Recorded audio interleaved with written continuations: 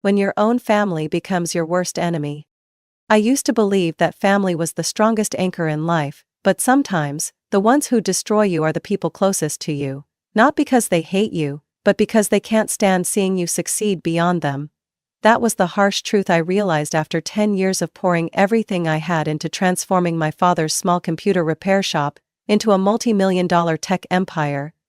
And then, in a single night, everything I built was ripped away from me by my own family. But I'm not someone who can be easily destroyed. 10 years ago, when I was just 22, my father's computer repair shop was on the brink of closing down. Tucked away in an obscure corner of downtown, it was nothing more than a relic of the past, dusty, outdated, and nearly devoid of customers.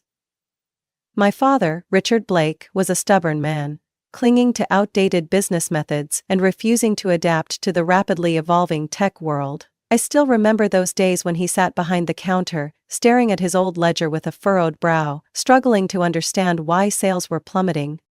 "People don't repair computers anymore, Natalie," he said bitterly. "Kids these days just buy a new one when something goes wrong. How can we compete?" I didn't argue with him, but deep down I knew the truth. We couldn't compete because we refused to change. My older sister, Olivia, never cared about the shop. She was the golden child, the pride of the family. Smart, beautiful, a graduate of one of Boston's top business schools, and quickly climbing the ranks in a prestigious financial consulting firm. Every time she visited home, she looked at me with pity, seeing me still toiling away in that little store.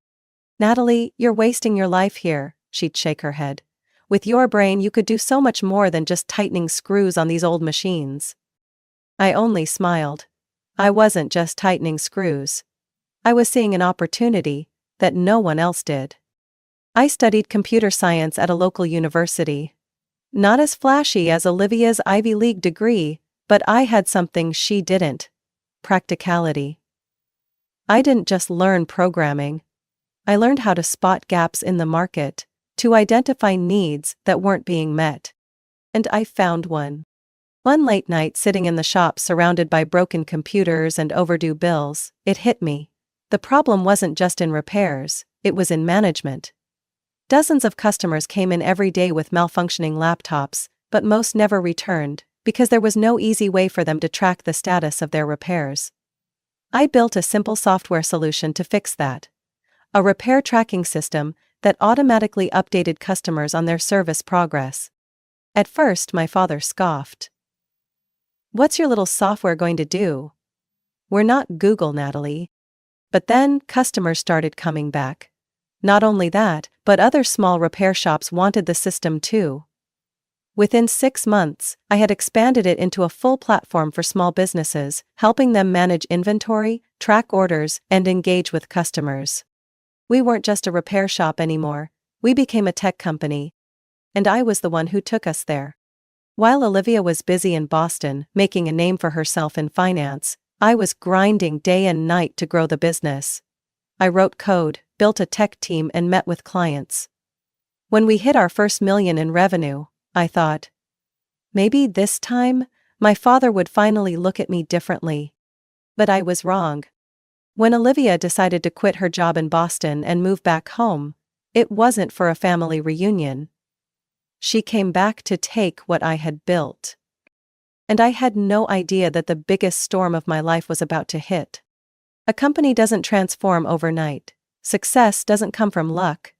It comes from sleepless nights, missed meals, and customer calls that last until dawn. While others took vacations, I sat in my tiny office, surrounded by stacks of paperwork and flashing lines of code. My father never understood why I worked myself to the bone.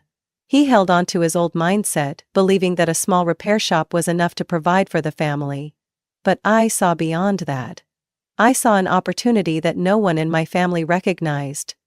Technology never stops evolving, and if we didn't move forward, we'd be left behind. And I was right. Within 2 years, Blake Tech Solutions, the name I gave our new company, was no longer just a repair shop. The software I developed didn't just manage repairs, it expanded into inventory tracking, automated invoicing, and customer management. Small businesses started coming to us, not for computer repairs, but to purchase our software. For the first time, my father actually listened. "We're not software people, Natalie, we fix computers." I scoffed. "How do you think Apple or Microsoft started? They were just guys fixing computers in a garage." "I don't want us to be stuck doing small repairs forever. I want to build something bigger." He fell silent, not arguing anymore, but I knew he never fully believed in me. I didn't care. I poured everything I had into the company, 14 hours a day, 7 days a week. No vacations, no leisurely dinners, no dates or lazy weekends spent watching movies. But in return, we grew at an astonishing pace. From a tiny shop with just 3 employees, we hired more people. We expanded into a small office, then another. Our first customers spread the word about us, and within 3 years, our revenue surpassed $5 million. I should have been proud, but I had no time to celebrate. Success is never a destination, it's a trap. If you stop, it disappears right before your eyes. People started noticing me, but not in a good way. "Do you think you're growing too fast?" one of my senior employees once asked. "You can't do everything on your own, it's going to be a problem." I knew he might be right, but I couldn't stop. I taught myself how to negotiate contracts, manage finances, and run a tech business without an MBA like Olivia. Every skill I had was earned through facing real problems and figuring out the solutions on my own. And just when I thought I had finally earned my family's recognition, Olivia came back.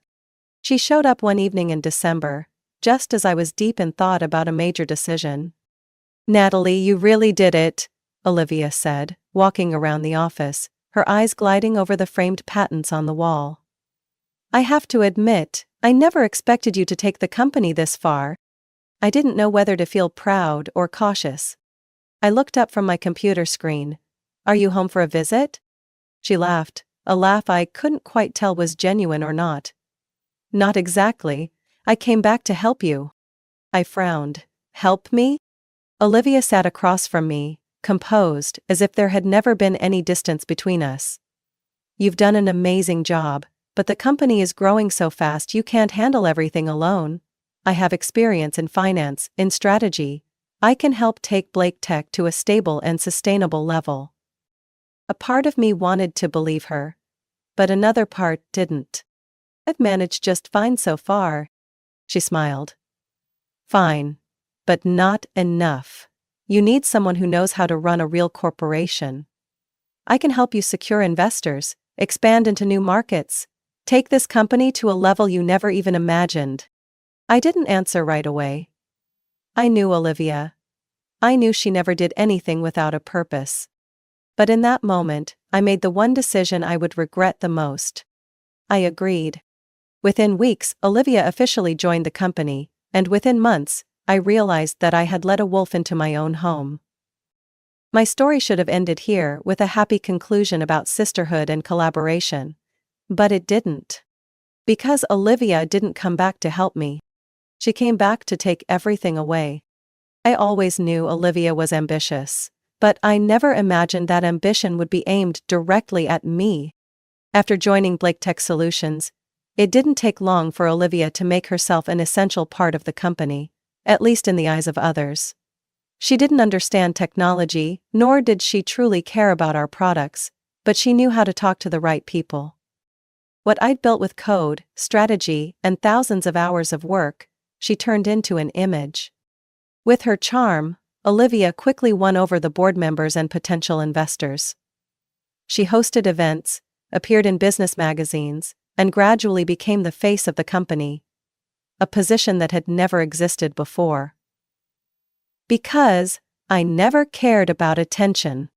I only cared about the work. And that was my mistake. On a Monday morning, I walked into the conference room, ready to present the latest update on the software platform we had been developing. But just as I took my seat, Olivia stood up, smiling at everyone before she began speaking. "I'm thrilled to announce that starting today, we are entering a new chapter for Blake Tech Solutions. After many discussions with Dad and the board, we have reached an important decision. To drive growth and take the company to new heights, we need a stronger, more professional business strategy. I blinked, an uneasy feeling creeping into my chest. Olivia, I interrupted, my voice calm. What decision are you talking about? She turned to me, her smile unwavering. Oh, right. You don't know yet. That was when my father spoke, his voice filled with enthusiasm. Natalie, we've decided to appoint Olivia as co-CEO. You know, you're great at technology, but the company needs a leader with business vision. The room suddenly felt stifling. I looked around the table. A few people avoided my gaze. Others nodded along with my father, unquestioning. I let out a quiet chuckle, not because I found it funny, but because I couldn't believe their audacity. Why am I only hearing about this now? I asked, my eyes locked on Olivia. She tilted her head, as if I were overreacting. Natalie, you've always been busy with the product, while I've been focused on the business side. This is the most logical step for the company. I clenched my fists. And I don't get a say in this? My father frowned. Natalie, this is for the benefit of everyone. For the long-term growth of the company. I wanted to laugh out loud. Benefit of who? Mine? Or Olivia's, who had just claimed half the leadership position in the company I had built with my blood and sweat? But I said nothing. Not because I had nothing to say, but because I realized something crucial. I had been set up. In the weeks that followed, Olivia slowly turned Blake Tech into her stage. She secured partnerships with major corporations, appeared in the media as a successful businesswoman, telling stories about how she and her sister built the company from nothing. With every speech she gave, the achievements I had spent my youth working for were twisted into our shared effort. She took the spotlight, while I continued to do the actual work. But things were even worse than I had imagined. Gradually, she cut me out of important meetings. Major decisions were made without my input. When I protested, my father told me not to be stubborn. When I asked about new projects, employees only responded with silence. I was being pushed aside in my own company. Olivia didn't just want to share my position, she wanted to replace me. One late night, I sat in my office, staring at my computer screen, a heavy weight in my chest. A new email popped up from the finance department. Proposed changes to the shareholder agreement. I opened it, reading each line as a cold chill ran down my spine. Olivia was trying to take over my majority shares. If her plan succeeded, she would have overwhelming control over the company. I slowly placed my hands on the keyboard, but didn't type a single word. I realized I was at a crossroads. I could fight back openly, try to reclaim every piece of power I had lost. But I knew Olivia. She had been planning this for a long time. If I reacted now, I would lose everything. I needed a plan. I leaned back in my chair, taking a deep breath. Olivia thought she had won. But she had made a critical mistake. She forgot that I am not the type to accept defeat. I had doubted Olivia from the start, but I never expected her to be this ruthless. When the invitation to my father's 60th birthday party appeared on my desk, sent personally by Olivia, I knew something was off. Olivia had never cared about family events, yet this time she had booked a 5-star hotel, invited top business figures, partners, and media outlets. Natalie, this isn't just your father's birthday, an employee let slip as I walked past the conference room. This is an event to elevate Blake Tech. An event? To promote the company? A cold thought crept into my mind. No, not the company. Olivia. I should have walked away then and there, but I wanted to believe that no matter how ambitious she was, Olivia wouldn't dare betray me right in front of our father. I was wrong. That evening I stepped into the grand ballroom, where Olivia had orchestrated every detail to perfection. LED screens displayed images of her shaking hands with top CEOs. Banners hung high, emblazoned with the words, Blake Tech, the future of technology. With Olivia's face front and center. Not a single trace of me. I wasn't stupid, I knew this game.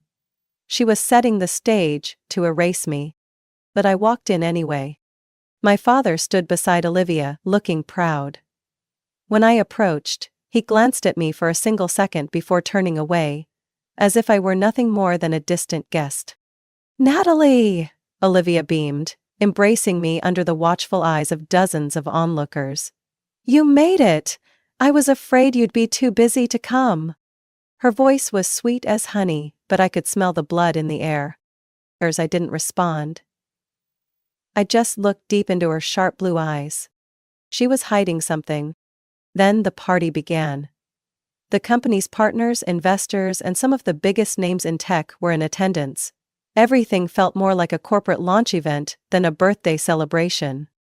And then, the moment of reckoning arrived. At exactly 9 p.m., Olivia stepped onto the stage. She raised her glass, flashing a dazzling smile. "Tonight is not just about celebrating my father's 60th birthday, but also a major milestone for Blake Tech Solutions." I gripped my wineglass tightly. I could predict what was coming. But it didn't stop my chest from tightening. After much deliberation, the board and our family have reached an important decision. Olivia scanned the crowd. "I am thrilled to announce that, starting tomorrow, I will be assuming the role of Blake Tech's sole CEO." The air in the room froze. All eyes turned to me. A few whispers rippled through the crowd, but the worst was yet to come. Olivia continued, her voice laced with insincere sympathy. "Don't misunderstand. My sister Natalie has made valuable contributions over the years, but we all know her strengths lie in technology, not leadership." More eyes on me, but I didn't blink. "We need someone with real vision, someone who can propel this company forward. And to be completely honest," she paused, locking eyes with me, "Natalie, you're just not capable of doing that." A shockwave rippled through the room.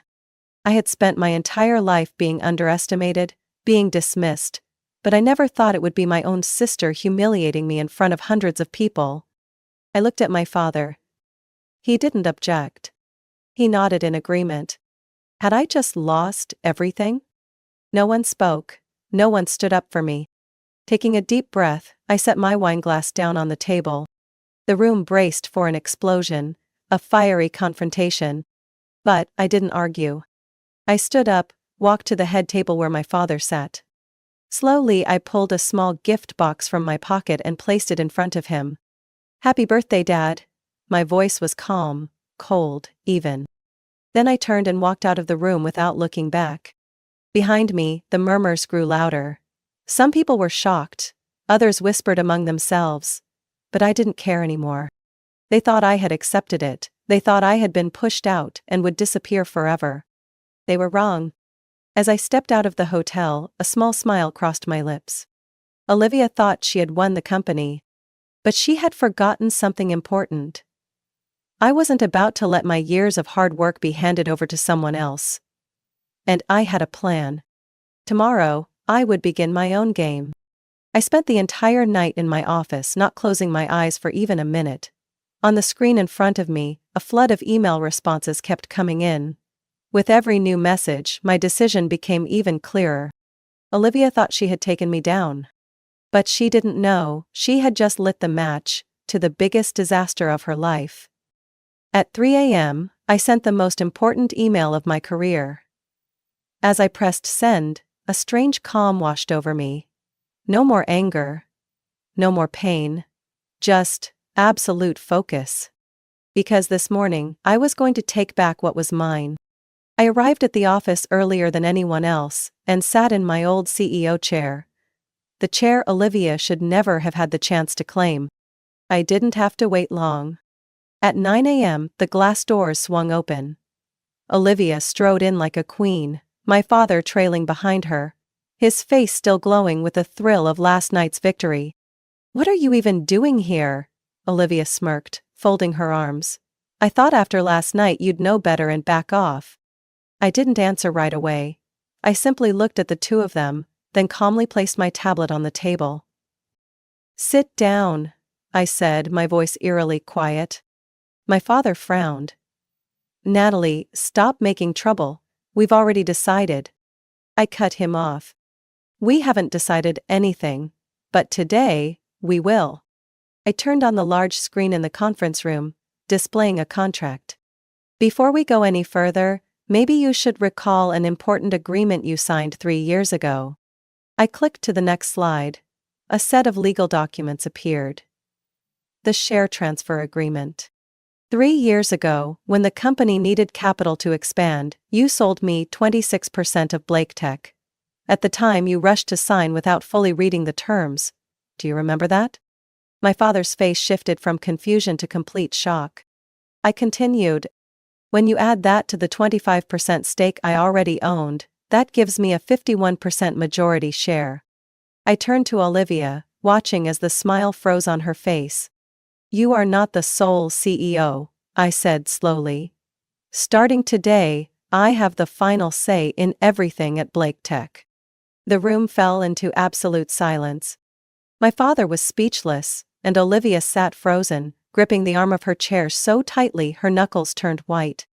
But I wasn't done yet. I pressed another button on my tablet, pulling up the second crucial email. And we have one more problem to discuss. On the screen, the contents of the email appeared. Sender, Natalie Blake. Recipient, all major Blake Tech clients. Last night, I sent an email informing them of the leadership change at the company, and guess what? I flipped through the responses. 90% of our biggest clients have sent in contract termination notices. I turned to Olivia, my gaze ice cold. Did you think clients stayed because of Blake Tech? No, they stayed because of me. Because of what I built. Olivia's mouth fell open, her hands trembling as she checked her phone for emails. Her face turned ghostly pale as she saw the confirmation letters from the clients. But I wasn't done yet. I pulled up another file. The software licensing contract. And this, I said, my voice slow but razor sharp, is the final piece. Blake Tech does not own the core software of the company. It belongs to Innovate Solutions LLC, a separate company I founded 4 years ago. I turned to my father. Do you remember the document you signed last week? Sweat trickled down his temple. The license renewal agreement? I let out a cold chuckle. Yes. But I never sent it in. I glanced at the clock, and the software license officially expired 5 minutes ago. For a moment, Olivia collapsed into her chair as if she had been punched in the gut. No, this can't be. I stood up, slowly gathering my belongings. It's done, I said lightly. I have taken back what's mine. And now, you have 2 choices. I looked straight at Olivia. Oh. I walk away, taking all the clients, the software and the tech team with me. Blake Tech will be nothing but an empty shell, and you'll have to explain to the investors why the company collapsed overnight. I paused, letting my words sink in. 2. You and Dad resign, becoming non-executive shareholders. I take full control, and you walk away with a payout and disappear. I tilted my head slightly. Choose. The room was drowning in silence. My father sank into his chair, his face aging 10 years in just a few minutes. Olivia stared at me, pure hatred in her eyes. But she knew. She had no other choice. The room remained still. No one dared to breathe too loudly. Olivia's face was pale, her eyes filled with both horror and fury. She might have been a master manipulator, but this time, all the cards in her hand had been torn to shreds. My father lowered his head, his hands trembling on the table. He had nothing left to say. I crossed my arms, tilting my head at them. Well, what will it be? No one answered. I had backed them into a corner. My father was the first to break the silence. He lifted his head, his aged eyes filled with defeat. Can we renegotiate? His voice was weak, almost pleading for mercy. I laughed, but there was no warmth in it. Negotiate? After you stood by and watched me be humiliated in front of hundreds of people last night? I slowly shook my head. No, Dad. This isn't a negotiation. This is an ultimatum. He slumped further into his chair, his eyes clouded with disbelief, as if he were asking himself when everything had spiraled out of his control. I turned to Olivia. And you? Still refusing to accept reality? Her fists clenched so tightly that her nails dug into her palms. But she didn't say a word. I took slow, deliberate steps toward her, keeping my voice low and sharp like a blade. If you still think you can turn this around, let me help you understand something. I tapped a button on my tablet, bringing up a projected revenue chart on the screen. This is what happens if I walk away right now. I pointed at the steep drop. An 80% revenue decline within the next 3 months. Without my software, without my loyal clients, this company will collapse faster than your reputation. Olivia clenched her teeth, her eyes burning with fury. But she had no argument left. I leaned forward, placing both hands on the table, locking eyes with her. Or, you can take the second option, I said, each word sinking into the air. You walk away. Right now. You never interfere with this company again. I paused, holding her gaze, then slowly emphasized every word. Or, you lose everything. Olivia shuddered, her hands trembling as she gripped the glass of water in front of her. Then she looked at me, hatred filling her eyes. But this time, that look held no power over me. Fine, she spat, each word dripping with venom. I'll go. Saying it out loud must have felt like a knife slicing through her pride. I smirked, smart choice. My father looked between Olivia and me, as if trying to salvage whatever shred of control he had left. But I still own shares in the company. I nodded. And you can keep them. But only as a passive shareholder. You no longer have any decision-making power here. His expression darkened. Natalie, is this how you treat your own father? I tilted my head. Do you remember how you treated me? He had no response. We're handling this now, I continued. I've already prepared the paperwork. Olivia will receive a payout and leave the company today. You will continue to receive dividends, but from this moment on, you have no control. I placed the pen in front of them. Sign it. The room was silent. Olivia took the pen, her hand shaking. But in the end, she signed. My father stared at the document, as if he were looking at the end of a dream. A dream he had allowed the wrong person to control. Finally he signed as well. I gathered the papers, neatly organizing them into my folder. It's done, I said, my voice as light as the wind. I looked at Olivia one last time. You have 3 hours to clear out your office. As of now you no longer belong to Blake Tech. She shot up from her chair, shoving it back with force. Her eyes blazed with rage, but I met her stare with nothing but ice. Without another word, she stormed out of the room. And I knew she would never forgive me. With only my father and me left in the room, he looked at me, his eyes filled with disappointment. Did you really do this, Natalie? I let out a small laugh, void of any amusement. No, Dad. I lifted the folder, meeting his gaze. You and Olivia did this. I simply took back what was mine. A week later, the name Olivia Blake disappeared completely from Blake Tech Solutions. She left in disgrace, without fanfare. No more grand interviews, no more lavish parties filled with VIP guests. Just a quiet ending for someone who thought she could steal another person's work without paying the price. I never saw her on the day she left. But I knew that when she walked out those doors for the last time, she hated me to her very core. And I didn't care. But I had no time to savor my victory.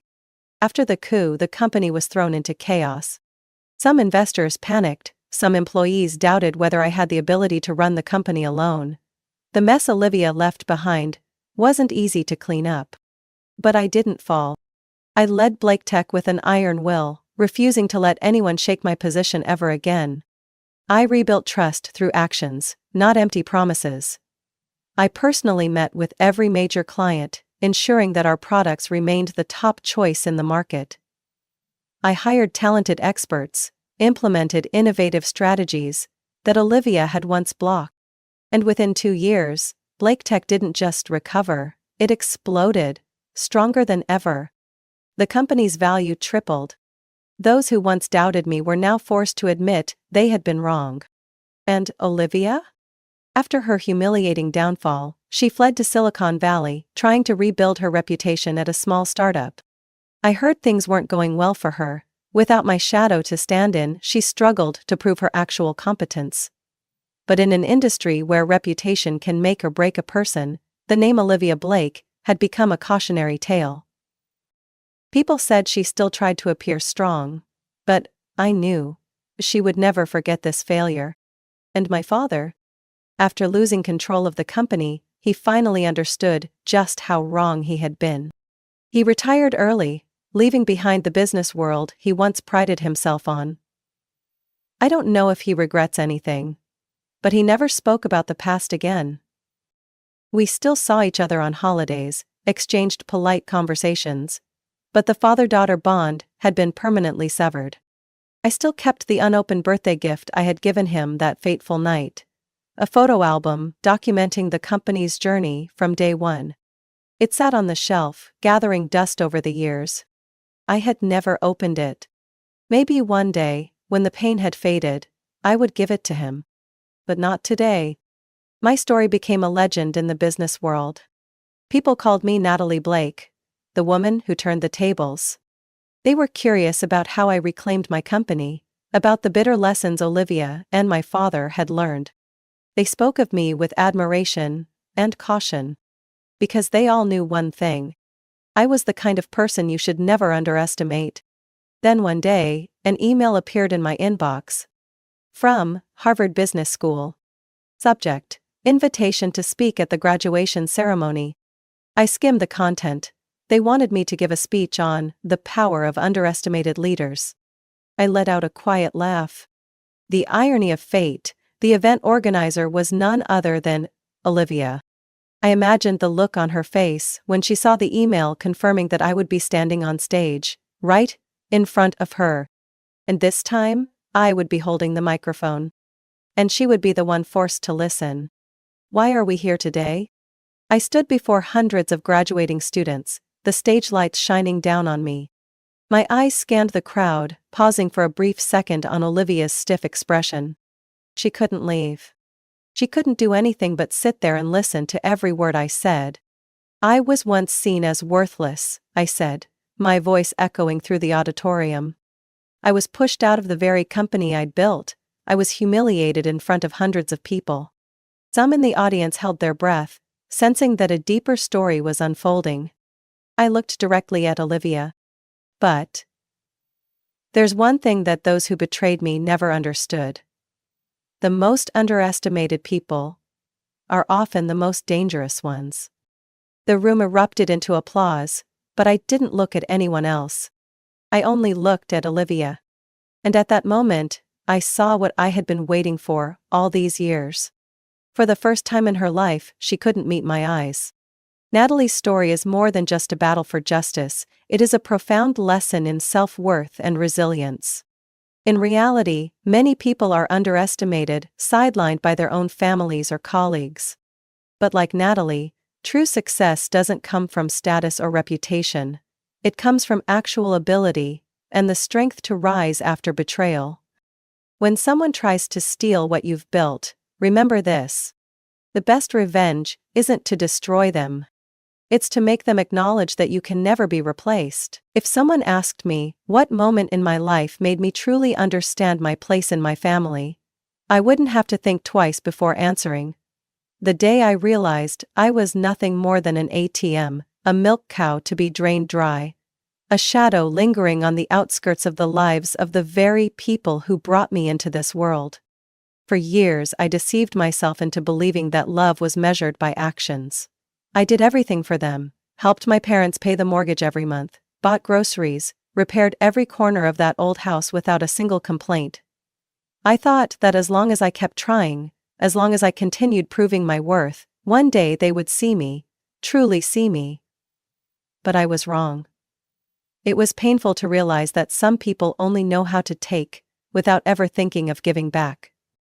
My name is Victoria. I'm 31 years old, living in Texas.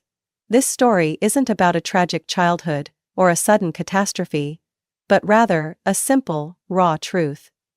I was never a priority in my own family. I have a younger brother, Kyle, 4 years my junior. If I was the one shouldering every burden, Kyle was the one living in luxury without ever having to earn it. Everything I had to work tirelessly for, my brother received effortlessly. He never held a steady job, never worried about money, and never even bought a single pack of instant noodles for our parents. But that didn't matter. To my parents, Kyle was the treasure, and I was merely the means to ensure that treasure never had to suffer. I don't hate my brother, but I despise the way he lives. It all started when I was 25. At that time, I had graduated from college and secured a stable job with enough income to support myself and even save a little. Meanwhile, my parents began struggling financially. They had bought this house when I was a child, and due to high-interest loans, the monthly mortgage had become an increasing burden. I couldn't just turn a blind eye. Back then I thought, they are my parents, it's my responsibility to help them. So I willingly took on part of the mortgage payments each month. Not because they asked me to, but because I believed it was the right thing to do. When my mother said, "Thank you, Victoria. You're such a filial daughter," I felt happy. I believed love could be earned through sacrifice. But once someone gets used to receiving something for free, they begin to see it as an entitlement. Months passed, then years. And I gradually took on more and more. From mortgage payments to groceries, to home repairs, to covering the utility bills. I became the unspoken financial pillar of the family. And Kyle? He had no intention of helping. I remember the one time I brought it up. One evening after a long day at work, I came home to find Kyle sprawled out on the couch, glued to his phone. I blurted out, "Don't you think you should help out a little?" He didn't even look at me, just shrugged. "You make plenty of money. You don't need my help." That was the moment I realized, to him, I was nothing more than a money-printing machine. My parents never reprimanded Kyle for his way of life. On the contrary, they made every excuse for him. When I told my mother that Kyle was 27 and needed to take more responsibility, she only smiled gently. "Every child is different, dear. Kyle just hasn't found his path yet." Hasn't found his path? Or isn't even looking? I scoffed, bitterness rising in my throat. My father was the same. He could watch me work myself to exhaustion every day, yet he always defended Kyle. I once asked him, "Why am I the one carrying everything, yet you never expect Kyle to do anything?" He simply sighed. "You're stronger, you can take care of yourself. But Kyle needs us." That answer cut me like a knife. I was strong, so I didn't deserve help? I was independent, so I didn't need love? As the years passed, I came to realize that I wasn't a daughter, a sister, or a valued member of the family. I was just a lifeline they tossed out whenever they needed it. And the worst part? I let them do it to me for far too long. But everything has a limit. And one day, I reached mine. I had always known that my parents favored Kyle. I knew it from the dinner conversations where they would ask about his day but never about mine. I knew it from the mornings I quietly left for work while Kyle lounged on the couch with a bowl of cereal, unbothered by anything. But I had convinced myself that maybe they didn't mean it. Maybe their love for me was there, just not as obvious as it was for Kyle. I was wrong. It was a Saturday afternoon. I had gone to my parents' house to help my dad with some paperwork. He was never good with anything tech, and whenever there was something involving banks, contracts, or insurance, I was always the one handling it. This time was no different. "What documents do you need scanned?" I asked, skimming through the pile of papers on the table. "Just these. Insurance contracts, the savings account statement, and this one." He placed a thick folder on the table. I didn't think much of it. Just quietly set up the scanner and got to work. But as I flipped through the pages, I saw something that made my entire world collapse. A thick file with bold letters. Estate plan, and last will and testament. I had never been curious about things like this. but something compelled me. A strange intuition crawled down my spine. So, I opened it. And that was when I realized I had never truly been a part of this family.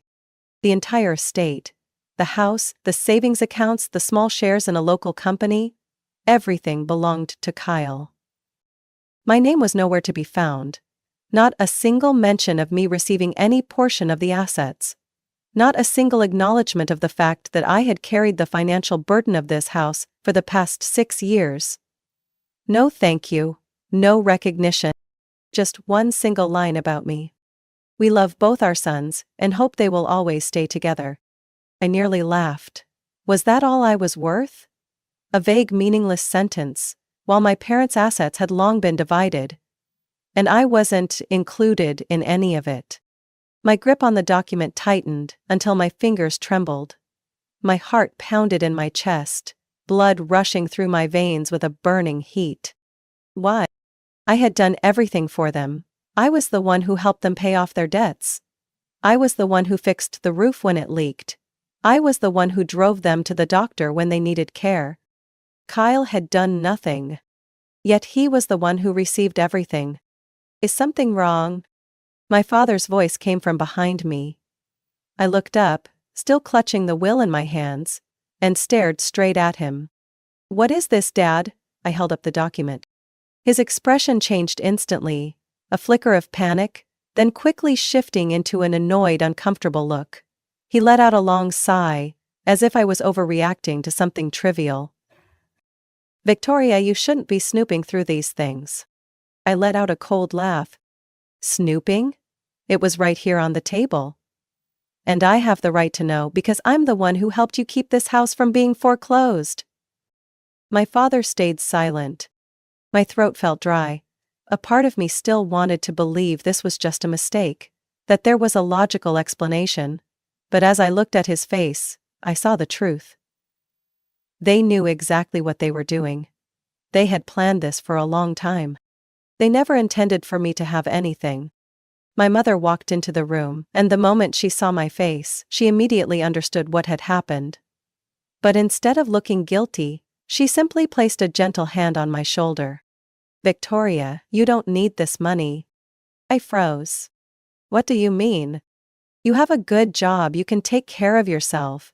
But Kyle, he's not stable yet. We just wanted to make sure he wouldn't struggle. Wouldn't struggle. I looked at her, disgust and fury rising in my chest. And what about me? Am I okay? Do I need anything or do I just not matter? My mother frowned slightly, as if she genuinely couldn't understand why I was reacting this way. Victoria, don't be like this. You've always been strong. You don't need to rely on anyone. I let out a bitter laugh. Oh, so because I'm strong, I don't deserve to be acknowledged?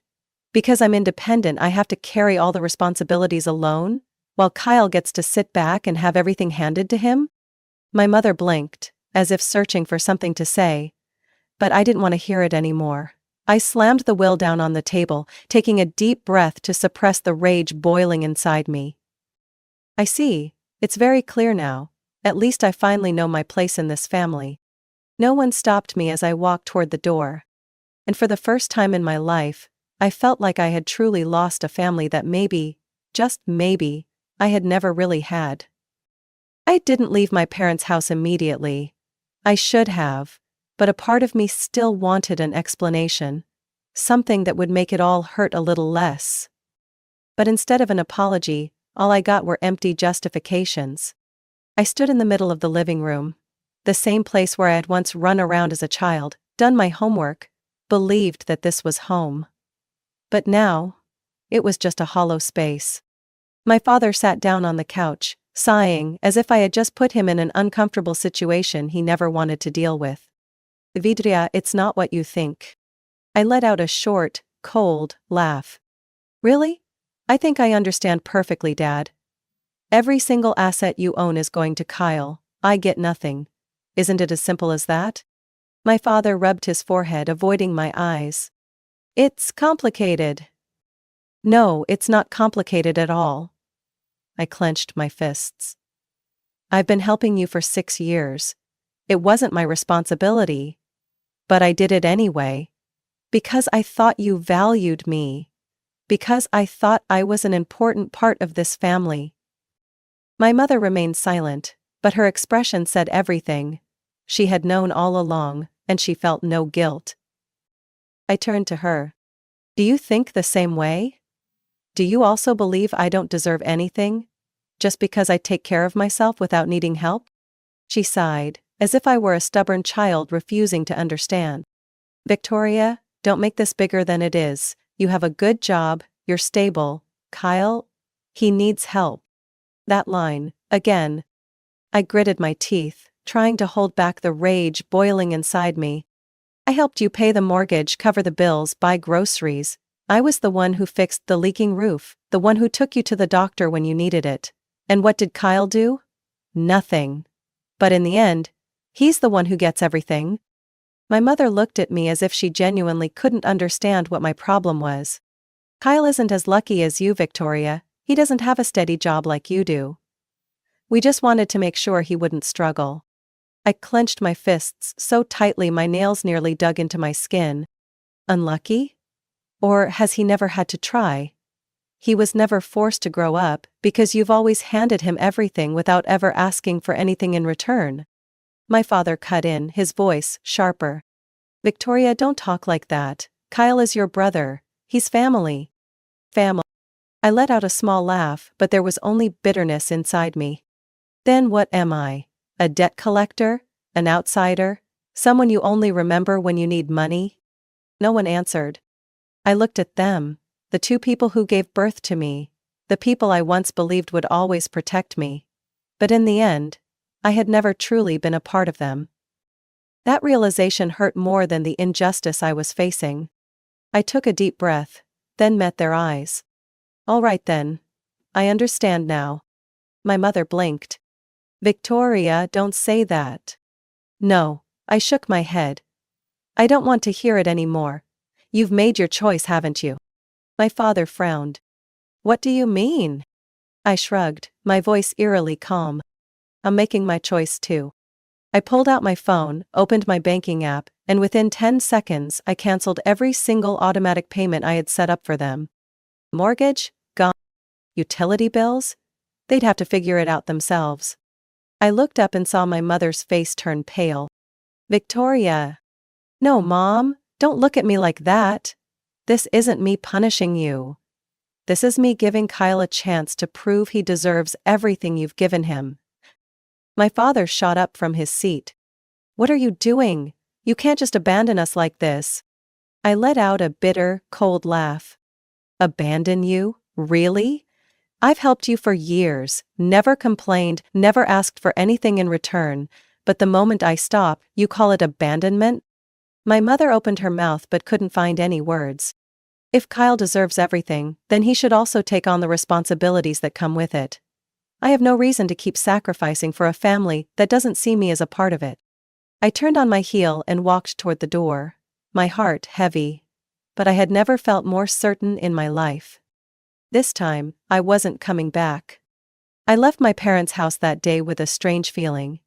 Not anger, not sorrow, but relief.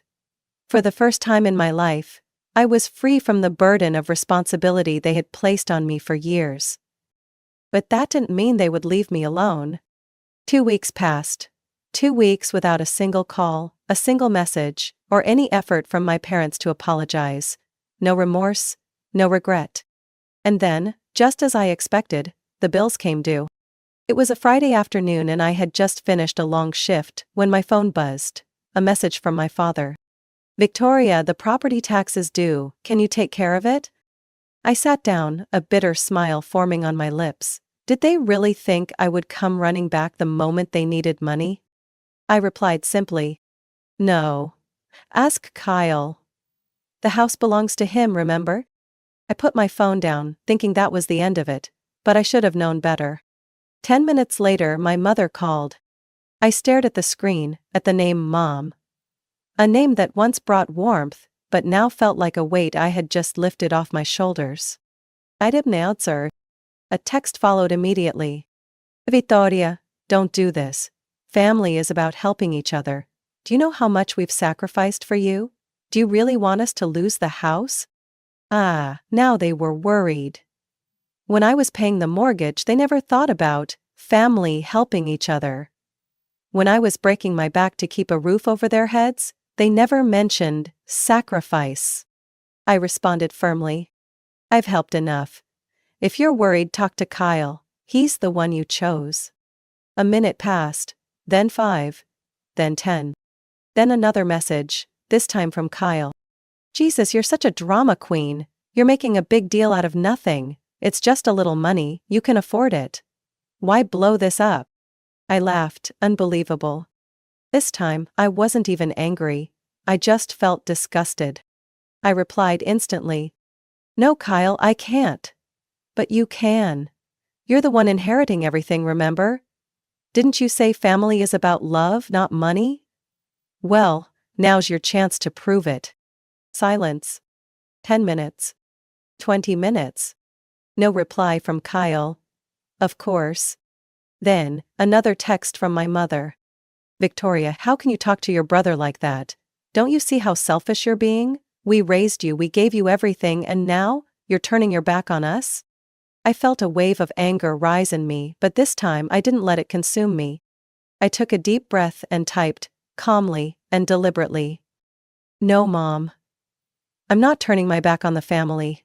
You and Dad did that when you decided I wasn't worthy of anything. When you wrote that will, you made your choice, and now, I'm making mine. Kyle can handle it. I set my phone down, feeling a quiet sense of relief. But they didn't stop. 2 days later, I received a transfer request notification from my mother through my banking app. The amount? $3,200. No message, no explanation, just a blatant demand. I almost laughed. They weren't even trying to hide the fact that they saw me as nothing more than a cash machine anymore. I declined immediately. Not even 5 minutes later, my phone rang. Mom. I didn't answer. A message followed. Victoria, you know you can't do this. If you don't help, we'll lose the house. Is that what you want? I waited a few minutes before replying. It's not my fault. You chose to put everything on Kyle. Let him take care of it. Silence. An hour passed. Then, the final message came. From my father. Are you really going to let us lose everything? Don't you feel guilty at all? I sat there, staring at the screen. I felt a deep sadness, but not because I was doing something wrong. I was sad because my parents truly believed it was my duty to fix all their mistakes. I took a deep breath and typed my final response. No, because I never had anything to lose. I hit send. I was finally free. I thought that was the end of it. That after the ignored messages, the denied money requests, my parents would finally realize I was no longer someone they could exploit. I was wrong. On Saturday morning, I was making coffee in my small apartment when my phone started buzzing non-stop. I glanced at the screen. Mom was calling.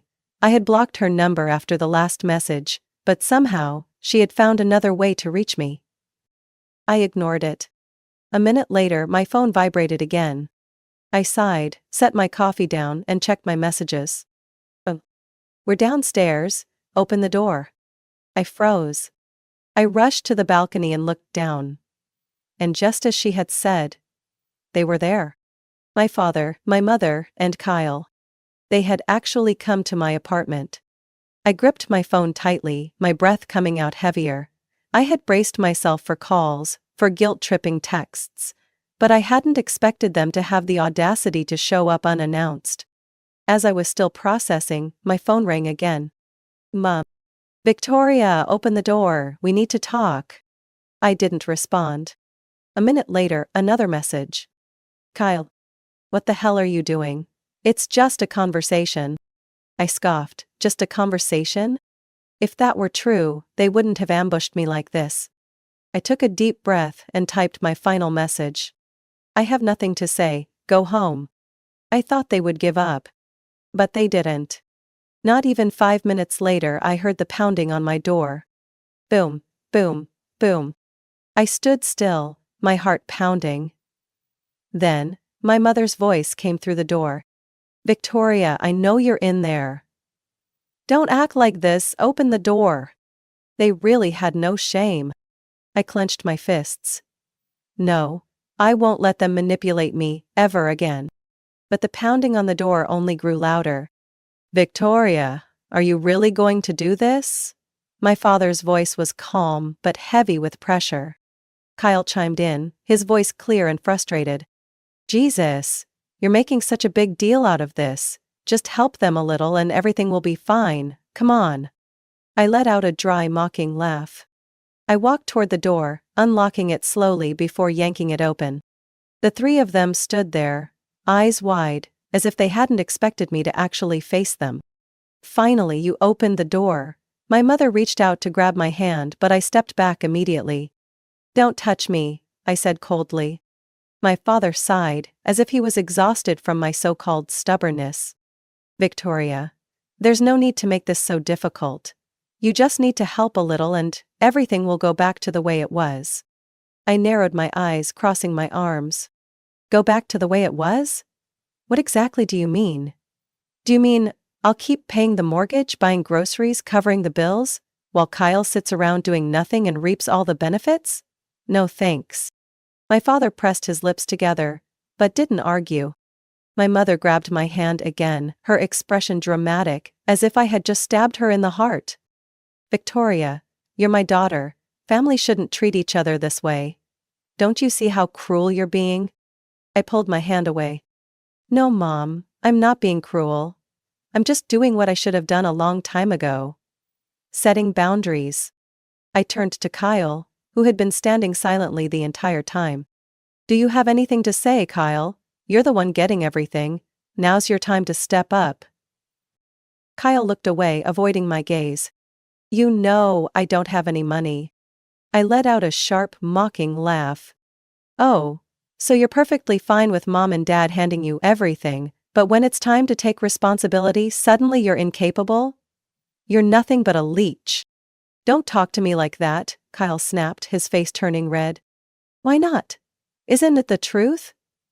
I turned to my parents, my expression challenging. "You chose Kyle. Now live with that choice. Don't come running back to me when everything falls apart." Silence fell over them. My mother's lips trembled, her eyes beginning to well up with tears. "Victoria, please, we're family." I took a deep breath and spoke slowly, enunciating every word. "No, Mom, we were never truly a family. If you saw me as family, you wouldn't have let me carry everything alone while Kyle did nothing. If Dad saw me as his daughter, he wouldn't have erased me from his life. Now, take care of yourselves." I shut the door right in their faces. This time, I felt no guilt. Only peace. I had thought that after that confrontation at my apartment door, my parents and Kyle would finally understand that I was no longer under their control. I had thought that once that door slammed shut in their faces, they would accept reality. But I had given them far too much credit. Less than 24 hours later, I noticed a storm brewing on social media. That morning, as soon as I woke up, I scrolled through my phone out of habit. Messages from friends started popping up, some of them sending me screenshots, dramatic and utterly fake words. And the one who started it all? My mother. Her Facebook post was dripping with sorrow. "It's heartbreaking to raise a child, only for them to turn their back on you. We have sacrificed everything, given without asking for anything in return, yet when we needed just a little help, we were abandoned without mercy. Some people, no matter how much they have, will never know gratitude. It's so sad when family is no longer family." I almost laughed. I had supported them for 6 years, covered nearly every major expense, and yet now I was the ungrateful one? I scrolled down to the comments. Old acquaintances, neighbors, distant relatives, all rushing in to comfort her. "You are such a wonderful mother, don't be sad. Kids can be so heartless sometimes. Some people only care about money and forget the true value of family. Children should take care of their parents as they get older. It's truly disappointing when some don't understand that." I gritted my teeth but forced myself to stay calm. They didn't know the real story. They only saw the version my parents painted. A picture where I was the betrayer, and they were the helpless victims. But the performance wasn't over yet. My father joined in. Less than an hour after my mother's post, he added his own cryptic status. Family is everything. As you grow older, you expect your children to stand by your side, to take care of you, to protect you. But sometimes, the ones you love the most are the ones who disappoint you the deepest. We've done everything we could, but maybe that was never enough. Hopefully one day, someone will realize that money can never replace family. At that moment, I really wanted to throw my phone at the wall. We've done everything we could? What exactly had they done? Besides dumping all the responsibility on me while Kyle never lifted a finger. I scrolled further, and this time, the comments were harsher. Did Victoria really abandon her parents? Unbelievable. They raised her for years and now that they need help, she turns her back? Society today is terrifying. Someone needs to rethink the meaning of family. I exhaled sharply, trying to keep my growing anger in check. But the one who truly made my blood boil was Kyle. An hour later, he posted his own melodramatic message. I will always do everything I can for my parents. I don't need much. Just for them to be happy. Family is the most important thing to me. It's just a shame that not everyone understands that. And as if that wasn't dramatic enough, he attached a photo of himself with my parents, all three of them smiling like the perfect happy family. I nearly exploded. Kyle? The guy who had never worked a single day in his life, never paid a cent for our parents, never had to worry about anything? And now he was pretending to be the devoted son? The comments under his post piled up. Kyle, you are such a wonderful son. You are truly admirable. I hope some people can learn from you. Everyone needs a son like Kyle, some people are just so selfish. I covered my mouth, letting out a bitter laugh. Did they really think I would let them fabricate this false narrative without doing anything? I was never the type to air personal matters on social media, but if they wanted to twist the truth, then I would bring the truth to light. I picked up my phone, opened Facebook, and started typing. I've stayed silent for a long time, but it seems some people believe they can create their own version of the story without anyone calling them out, so let me set the record straight. For the past 6 years, I have been the one paying the mortgage on my parents' house. I have covered the bills, bought groceries, and repaired every little thing in that house. I did all of this, without asking for anything in return. Meanwhile, Kyle, the one my parents left everything to, has never worked a single day in his life. He contributed nothing, yet he is the one inheriting it all. When I decided to stop being used, they turned around and called me a traitor. When I refused to keep being their walking wallet, they started smearing me on social media. If anyone wants to know the truth, here it is. And if Kyle truly is the devoted son he claims to be, then now is his chance to prove it, by taking care of our parents, without relying on me. I hit post, set my phone down, and leaned back in my chair. I didn't have to wait long, the response was almost immediate. Within 15 minutes, messages started flooding in. Friends, coworkers, distant relatives, people who supported me.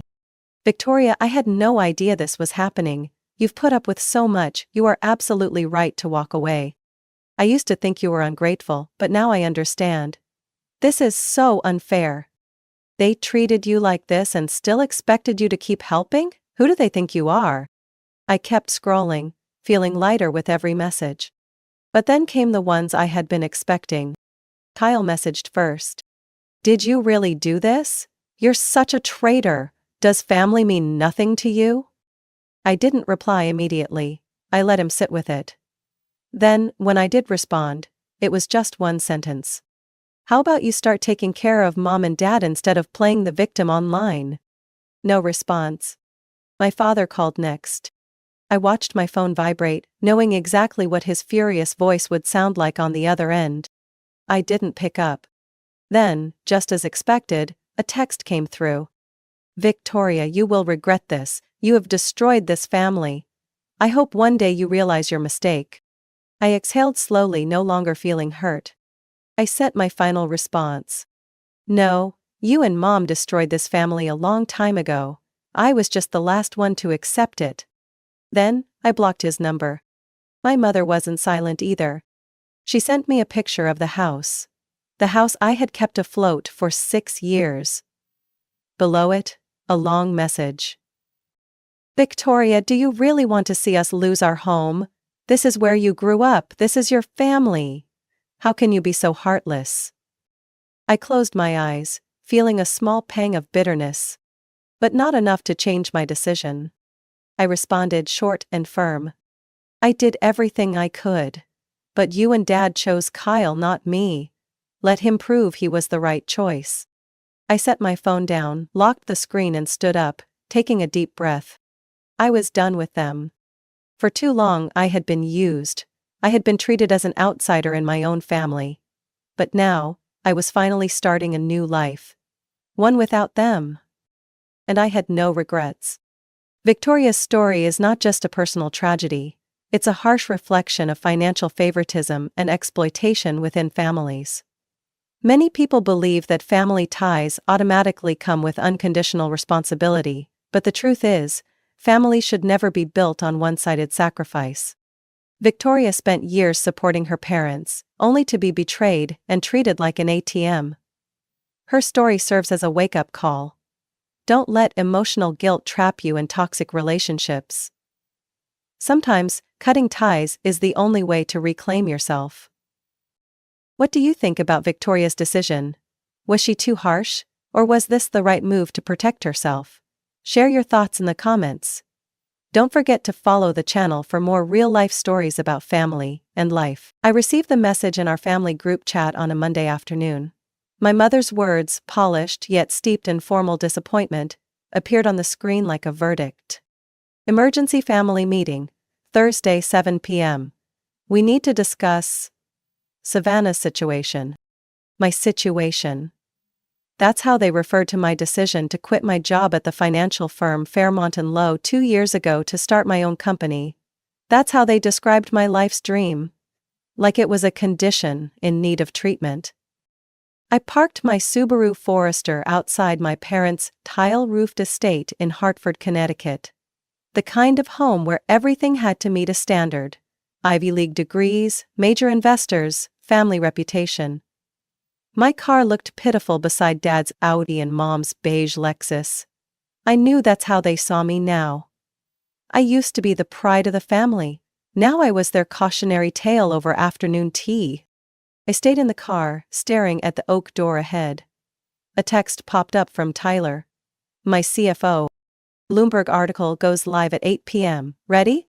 I replied, perfect timing. He sent back a wineglass emoji and a single word, brutal. I checked myself in the rearview mirror. No designer coat, no luxury accessories. Just a white button-down under a worn black blazer. One mom once mocked as looking like it belonged to an unfinished college intern. My hair was pulled back neatly, makeup minimal. Let them think I was struggling. That made what was coming sweeter. The door opened before I could knock.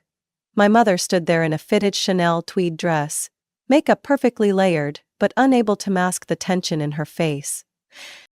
You're late, Savannah. Only 2 minutes, Mom.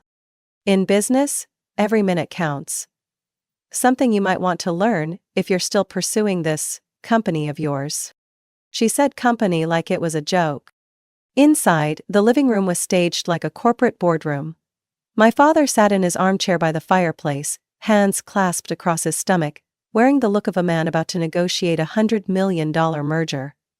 My sister Madison sat cross-legged on the couch beside her husband, Chase, a man who lectured on entrepreneurship despite being fired from 3 companies.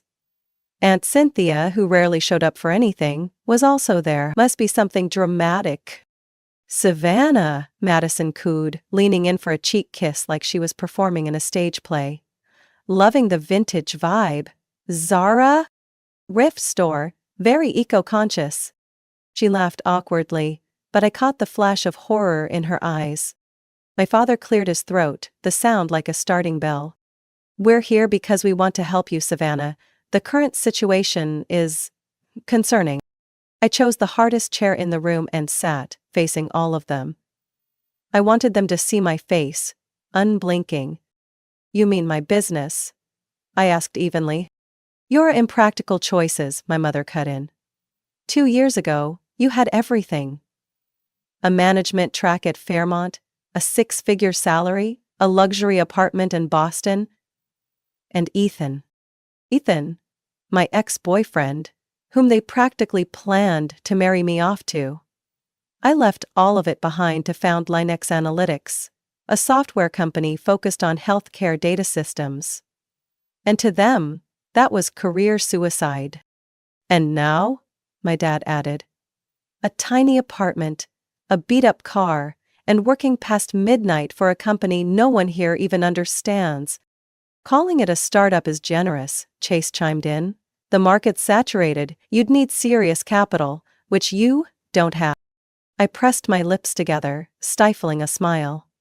He didn't know my company had rejected his investment pitch just weeks ago. And he still hadn't figured it out. We just want what's best for you, Madison added, in a voice that sounded like a vitamin ad. There's no shame in admitting something's not working. Mom said Fairmont would take you back. Mom's friend's daughter just became CFO there, Aunt Cynthia said proudly. Youngest in company history. Could have been you. I glanced at my watch. 7:44 p.m., 16 minutes to go. No one's asked what my company actually does, I said. You've all just judged me by the car I drive and the clothes I wear. Dad stood up, launching into his urgent solution plan. The room was ready to lay out a roadmap for reintegration, back to what they called the right path. I said nothing. I hadn't even had a full minute to sit down before my mother dragged a chair closer, setting her wineglass on the table like she was about to preside over a trial. You've had 2 years, Savannah, but you need to hear this clearly. This isn't some phase of self-discovery anymore. This is a downward spiral. My father clasped his hands and leaned back, as if preparing to deliver a shareholder rebuttal. When you walked away from your position at Fairmont, your mother asked me to have faith in you. She said you needed time. But look at you now. 29, still unsettled, no marriage, no children, no real home. Just an idea on paper. I've never seen a business plan from you, he added, eyes still on his glass. You've been evasive, like you're hiding something. Madison, still sitting with her legs elegantly crossed like a magazine spread, chimed in. Remember our last night in that Newbury Street apartment? I cried because I thought you were throwing it all away. I truly believed you'd come back. You and Ethan were perfect together. I turned to look at her. Not a wrinkle on her face, sparkling white teeth and eyes that glimmered. Though not from emotion, but from colored contact lenses. Ethan didn't believe in women leading anything, I replied flatly. And now you're not leading anything? Chase interjected, leaning forward. A company with no LinkedIn presence, no office address, no public website. You really think anyone takes that seriously? I almost laughed. No public website? Because we're under NDA with 3 of the largest healthcare conglomerates on the East Coast. But why bother explaining that to a man who once described blockchain as an app for concert tickets? Aunt Cynthia adjusted her scarf, her tone syrupy sweet but colder than any boardroom air conditioning. Your parents sacrificed a lot to give you a proper education. They don't deserve to be in this position. When people ask what Savannah's doing now, your mother has to pretend she didn't hear them. You think that's pleasant? I looked directly at her. It's not pleasant, but it's not worse than being treated like a failure, just because I didn't follow a path someone else laid out. Madison sighed dramatically. You know what? Chase was just asked to consult for a health tech venture fund. Maybe you should talk to them. They might find a place for your idea. I'm not looking for a place, I said, my voice dropping. I'm building one. No one responded. They thought I was being petulant. My father cleared his throat again. Fairmont still keeps in touch with me. They said you were one of their most promising hires. They'd take you back, maybe not right away.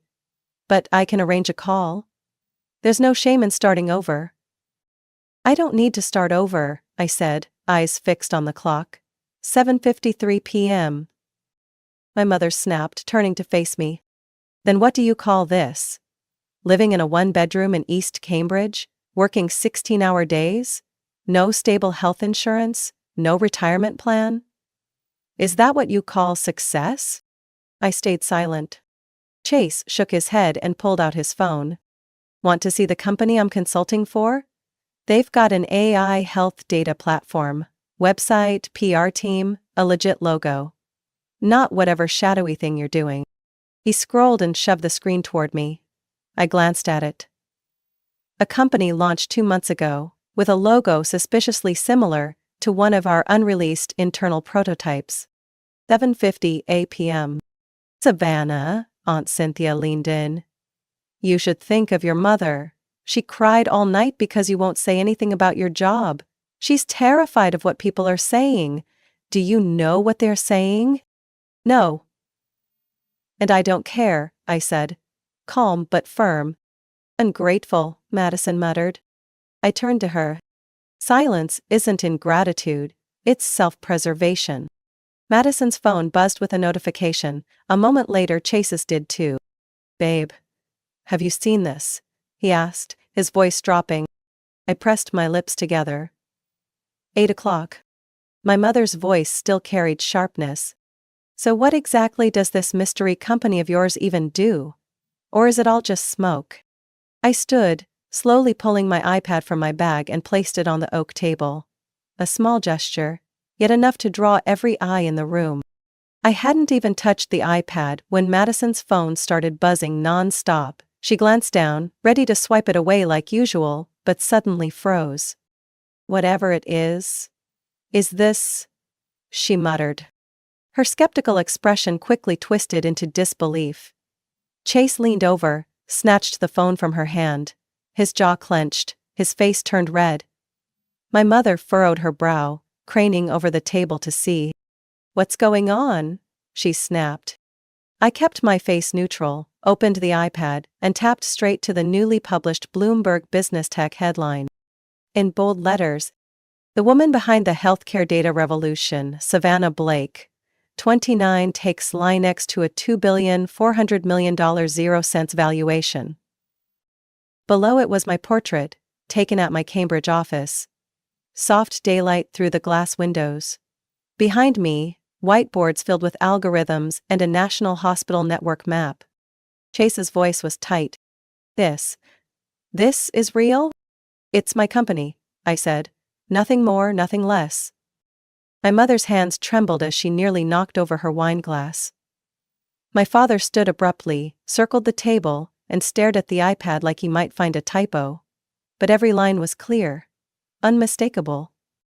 Savannah Blake, founder and CEO of Linex, is behind the confidential healthcare data platform recently approved by the FDA, currently integrated in over 180 hospitals across the U.S. Confirmed by Forbes, Savannah Blake joins the 30 under 30 in tech for building an AI network that analyzes chronic disease recurrence risks. My father swallowed hard, voice hoarse. $2.4 billion? Estimated after last quarter's funding round. It might be higher now, I said, eyes fixed on their stunned faces. Madison stammered. Why didn't you say anything? I shrugged. No one asked. But you live in that tiny apartment. You drive a beat-up car. Because I don't have to prove anything. And I know exactly where my value comes from. It's not the car or the zip code. My mother still hadn't spoken. She was now reading every word of the article, eyes scanning to the final lines. Blake maintained complete operational secrecy for nearly 2 years, refusing all interviews until federal medical certification was obtained. Bloomberg confirms she rejected 3 acquisition offers, each worth over $1 billion.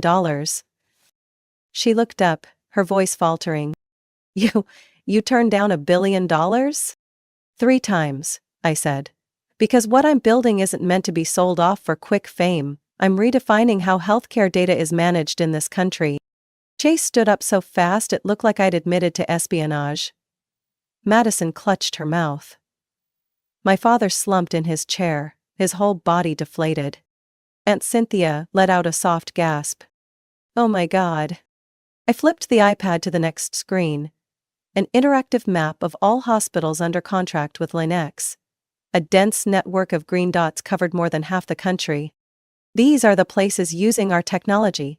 And this, I pointed to the lower right corner logo, this is why Chase didn't get funding. That firm? It's my subsidiary. I acquired it 6 months ago. Chase went pale. Madison collapsed into her seat like the oxygen had been sucked from the room. I looked at my parents. Two people who'd believed that Ivy League degrees and six-figure salaries defined worth. Now, that definition sat across from them, needing no permission to exist. The blazer I'm wearing, I adjusted the lapel slightly. Yes, it's from a thrift store. But it'll be on a magazine cover next week. They're writing about female leaders who ignore superficial signals. No one said a word, the silence was unnerving. Just then, my mother's phone rang. She jumped, glanced at the screen, and sighed. It's Mrs. Harrison. She sent the article with the message, "Is this your daughter?" I stood, picked up my iPad. Now that you all know what my company actually does, I'll be heading out. I have a Zoom meeting with the FDA's executive director in 10 minutes. I walked toward the door, then paused. Oh, and Madison? The reason my company rejected Chase's pitch wasn't because of a bad business model, it was because the ethics didn't meet our standards. I turned back to look at my family one last time before leaving the room. The same room where they once gathered to rescue me. You always ask why I don't share, I began, my voice steady, not angry, but sharp as a blade through the silence. But none of you ever really wanted to listen. My mother pressed her lips tight. My father stood still, gaze drifting, like he was trying to reclaim control of a meeting that had slipped away. For the past 2 years, what did I get? Calls asking when I'd wake up, texts suggesting I consider real jobs, and questions like, "Are you sure you don't need help?" I stepped forward, iPad still firm in my hand. I didn't stay silent because I was ashamed. I stayed quiet to work in peace. Because I knew, if I failed, you'd say, "We told you so." And if I succeeded, it would be, "Why didn't you tell us sooner?" Aunt Cynthia shifted, glanced at my mother, about to speak. I raised my hand gently. No need. Do you remember the last time you checked in on me, Aunt Cynthia? It was at Madison's wedding. You asked, "Still playing with those tech toys?" and laughed like it was a joke. I turned to Madison, still dazed. You stood in the middle of that reception and mocked me for living in a one-bedroom apartment. That same night, while you flaunted a $6,000 Chanel bag, I was negotiating a data contract with the Army. She opened her mouth, but I didn't give her the chance. And Chase, I said, turning to him. You emailed a fund called Helix Ventures, claiming to have a personal connection with the Linex team. Unfortunately, the person who read that email was my CFO. Tyler forwarded to me and asked one thing. Who is this guy? Chase flushed, lips pressed thin, but said nothing. Remember that tech summit in Baltimore, I continued. You came with Madison, sat in the front row, and loudly dismissed one of the presentations as lacking vision? That was our first internal demo of Linux Core. I was 2 rows behind you, I heard every word.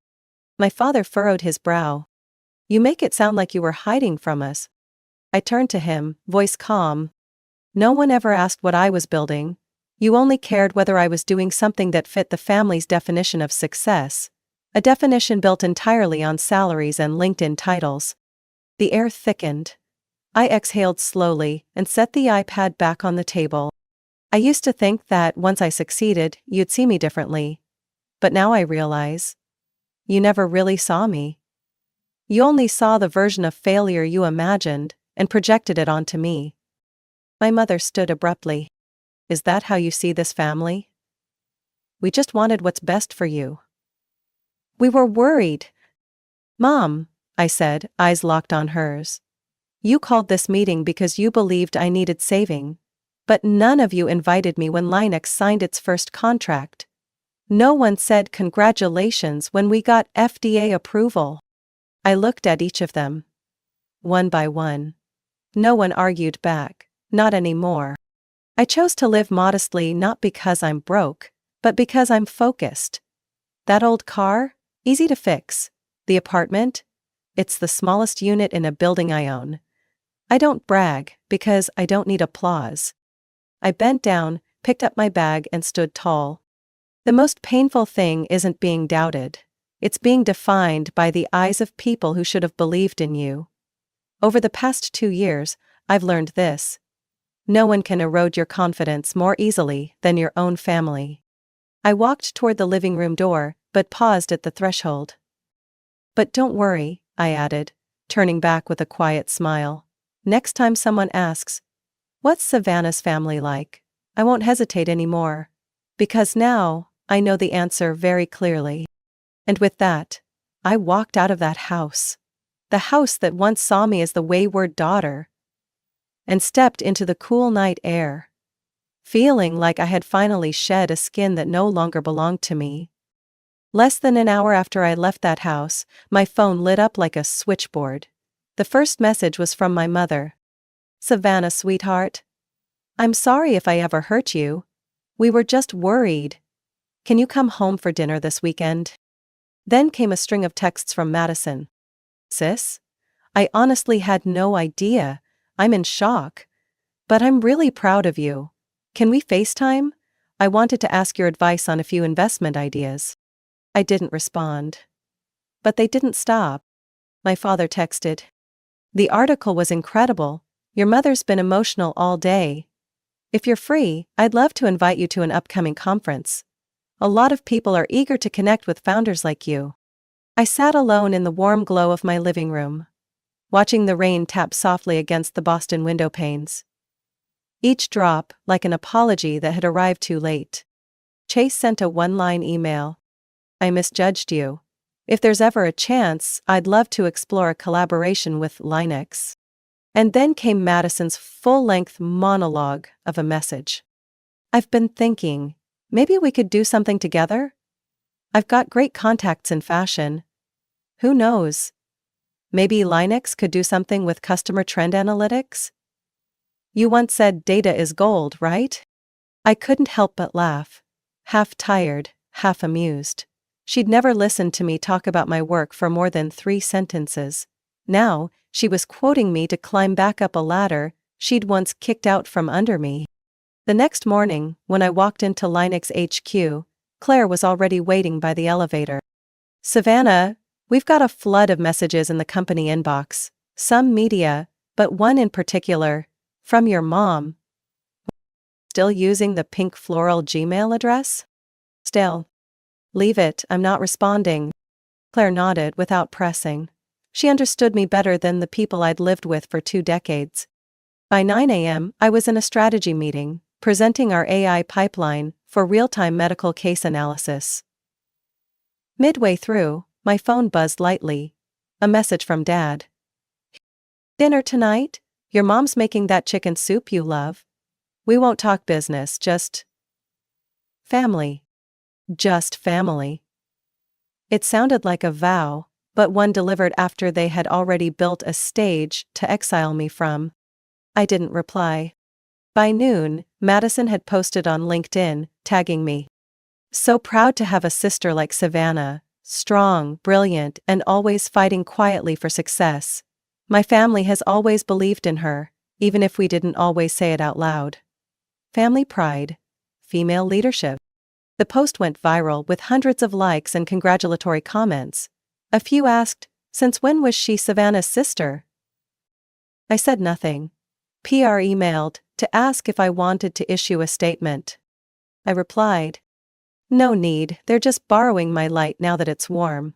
I don't owe them the fire." That afternoon I sat alone in my glass office on the 34th floor, watching the traffic weave like veins across the city. My phone buzzed again. Another message from Mom. "You might still be angry with me, Savannah. But I've always been proud of you. When you left Fairmont, I cried all night. Not out of disappointment, but fear. Afraid the world might hurt you. I read the last line slowly. Now I see you're stronger than I ever imagined. Please, give me another chance. I set the phone down. I didn't delete it. I didn't answer either, just let it sit. Because what they didn't understand was this. I didn't get here because of their applause. I got here because I learned to walk without needing it. I used to wish they'd recognize my efforts. Now, I just wish they'd understand one truth: saying sorry doesn't reset the clock.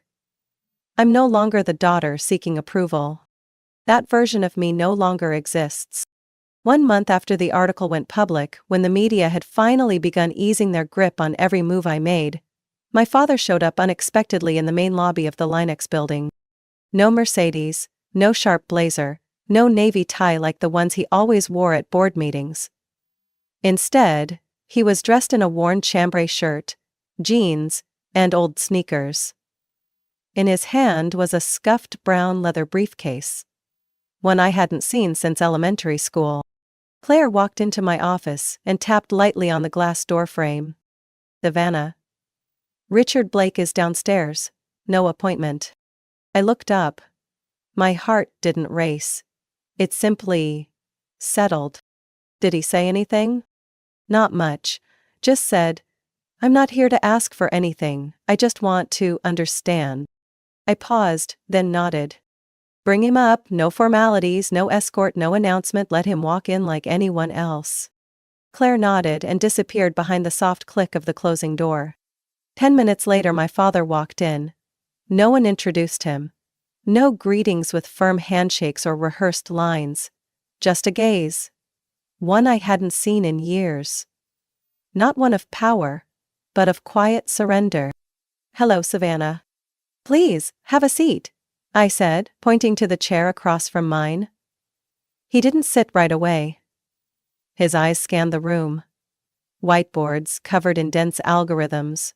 Live dashboards from 42 linked hospital systems.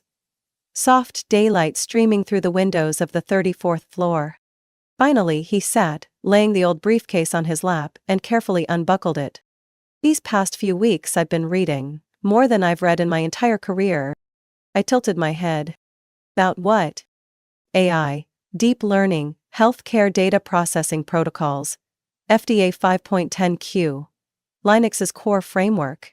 I even tracked down your sophomore research paper, Predictive Patterns in Pediatric Oncology." I stayed quiet. He pulled out a thick binder, hand-labeled with black marker. Savannah/Linux/Core Concepts. I printed every article, every demo report, every trade feature. I took notes in the margins like you were my professor. Because I realized I had no idea what you'd been doing all this time. I only judged it through what I thought was right. I let out a faint laugh. Not because it was funny. "So, what do you think now?" He removed his glasses, wiping them gently with a folded handkerchief. "I think I was wrong. Not because I underestimated you, but because I never considered that you might be right. In your own way." Silence lingered. I stood and walked to the whiteboard, picking up a marker. "You really want to understand?" He nodded. Quickly, no pride this time. I drew a simple flowchart. "This is Linux's machine learning model. It doesn't just analyze data, it learns from clinical outcomes, treatment progressions, patient behavior, and pharmaceutical logistics. We don't just respond, we predict and intervene early." He got up and walked closer. "Is it accurate?" Over an 18-month validation period, our lung cancer recurrence prediction model reached 97.8% accuracy. For other conditions, the lowest was 92.1%. I turned to him, and for the first time, saw focused curiosity in the man who once taught me how to build spreadsheets in 5th grade. "You want to know why I worked in silence?" I said, more softly, not because I was hiding, but because I knew if I spoke too soon, everyone would try to fix me. He nodded slowly. "I've spent my life fixing things, but I've never built something like this." I walked back to my desk, pulled out a performance report and handed it to him. This contains the results from 3 pilot models deployed in hospitals in Chicago, Austin, and Seattle. If you really want to understand, start here. He took the binder, flipped through a few pages, then looked up. The last thing, I know I have no right to ask, but if there's a chance? I'd like to hear more from you. Not to critique, just to listen. This time, really listen. He didn't speak. Then I nodded. Not because he was my father, but because, finally, he was doing something no one in my family had ever done before. He was learning how to understand me in my own language. There were no tears, no hugs. Just a man walking out of my office with a thick stack of notes in his hand, and a look in his eyes that, for the first time, held genuine respect for the daughter he once called a dreamer without direction. 4 days after the meeting with my father, I received an email from my mother.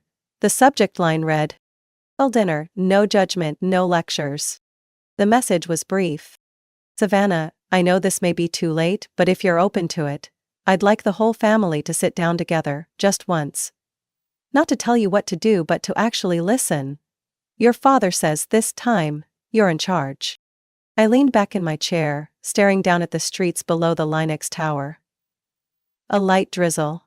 Not quite the old season, but not fully the new. I didn't reply right away. Instead I texted Claire. "Prep the Omega room. Dinner for 10. No flowers, no candles. Standard white lights. Set up a large projector. Friday night." She messaged back instantly. "Family?" "Yes. But not the family they remember." At exactly 6:58 p.m., on Friday, the elevator doors opened, and there they were. My mother wore a muted gray mull dress, hair pinned back neatly but not stiff. Madison had on a soft cashmere sweater, no sequins, no Dior. Aunt Cynthia carried a bag of homemade pastries. My father stood in the center, in a plain brown coat, calm expression, the usual corporate sharpness stripped away. I greeted them in the lobby, no receptionist, no show. "Evening, everyone. Dinner's on the 35th floor, but there's something I'd like to show you first." I led them down the corridor to the Omega room, the same space we used for system demos with CDC and Department of Health reps. This is where Linux presents our AI model to top medical agencies. I turned on the projector.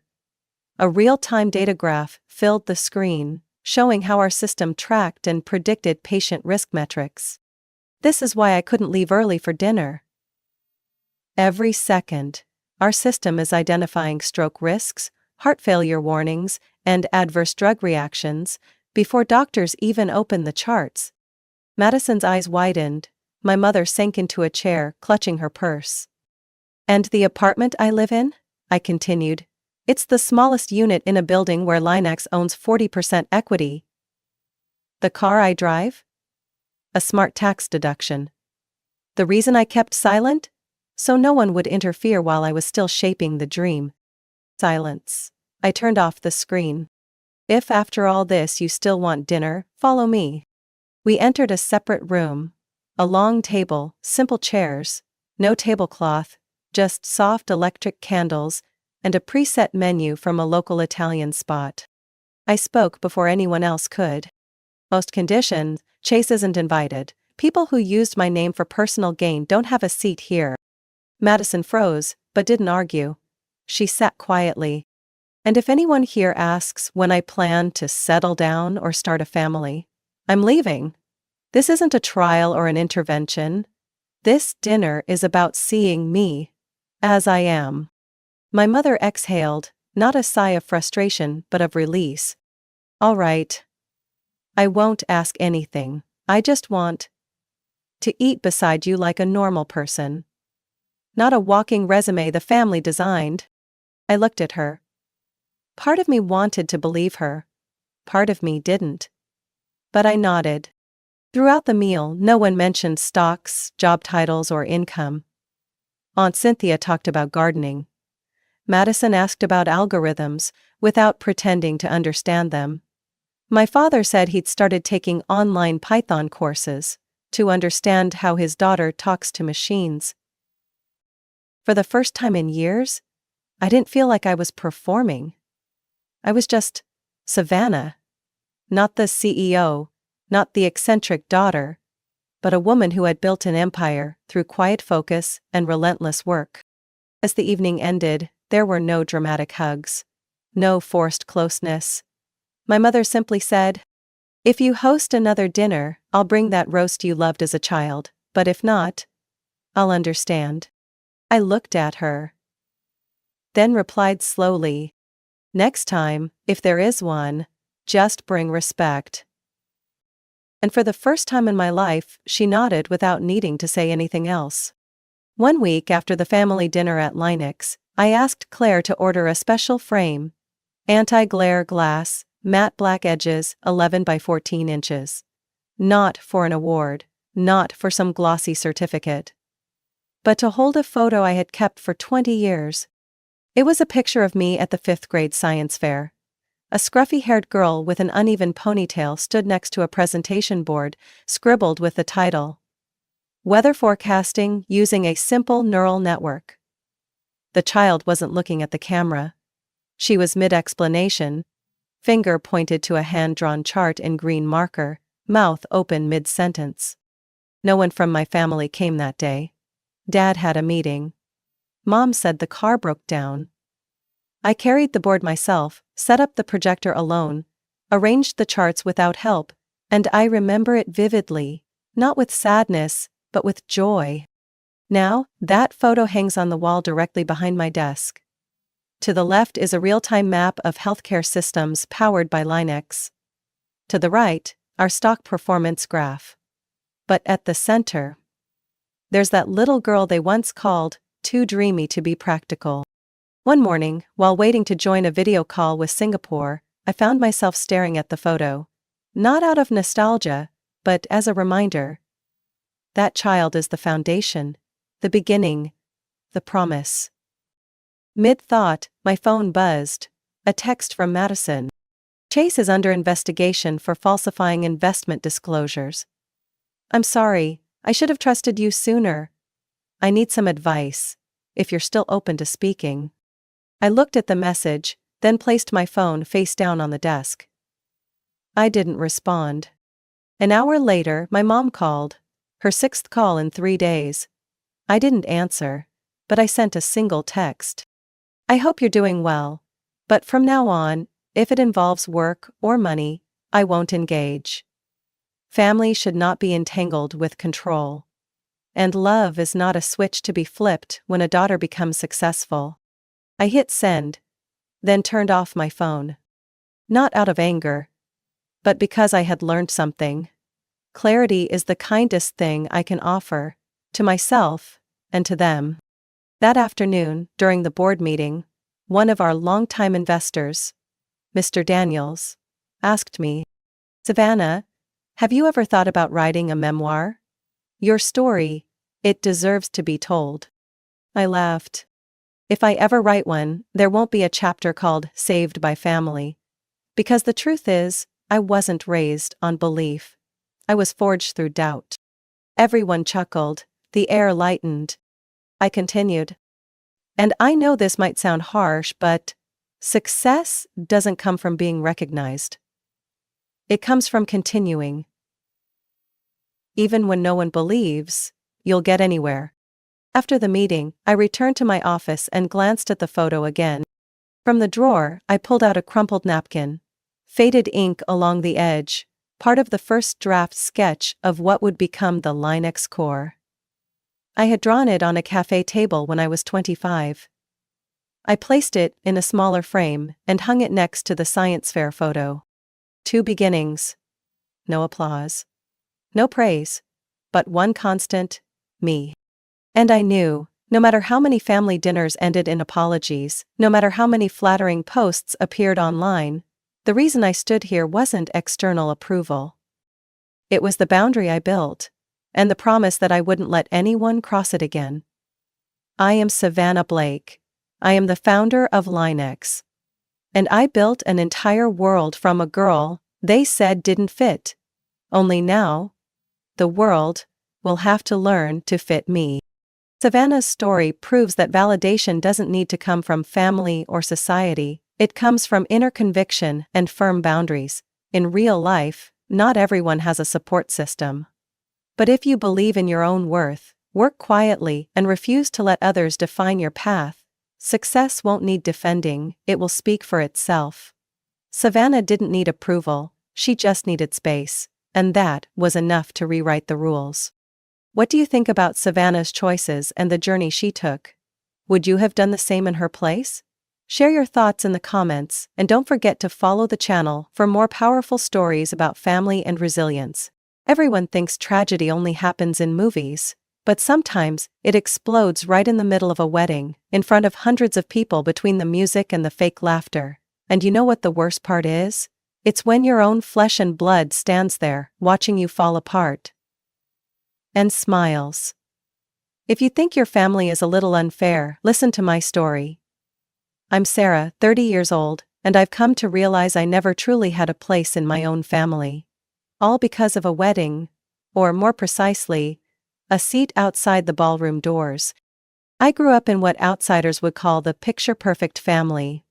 A quiet suburban house in Pennsylvania, a kind high school teacher dad, a well-known accountant mom, and 2 sisters 4 years apart.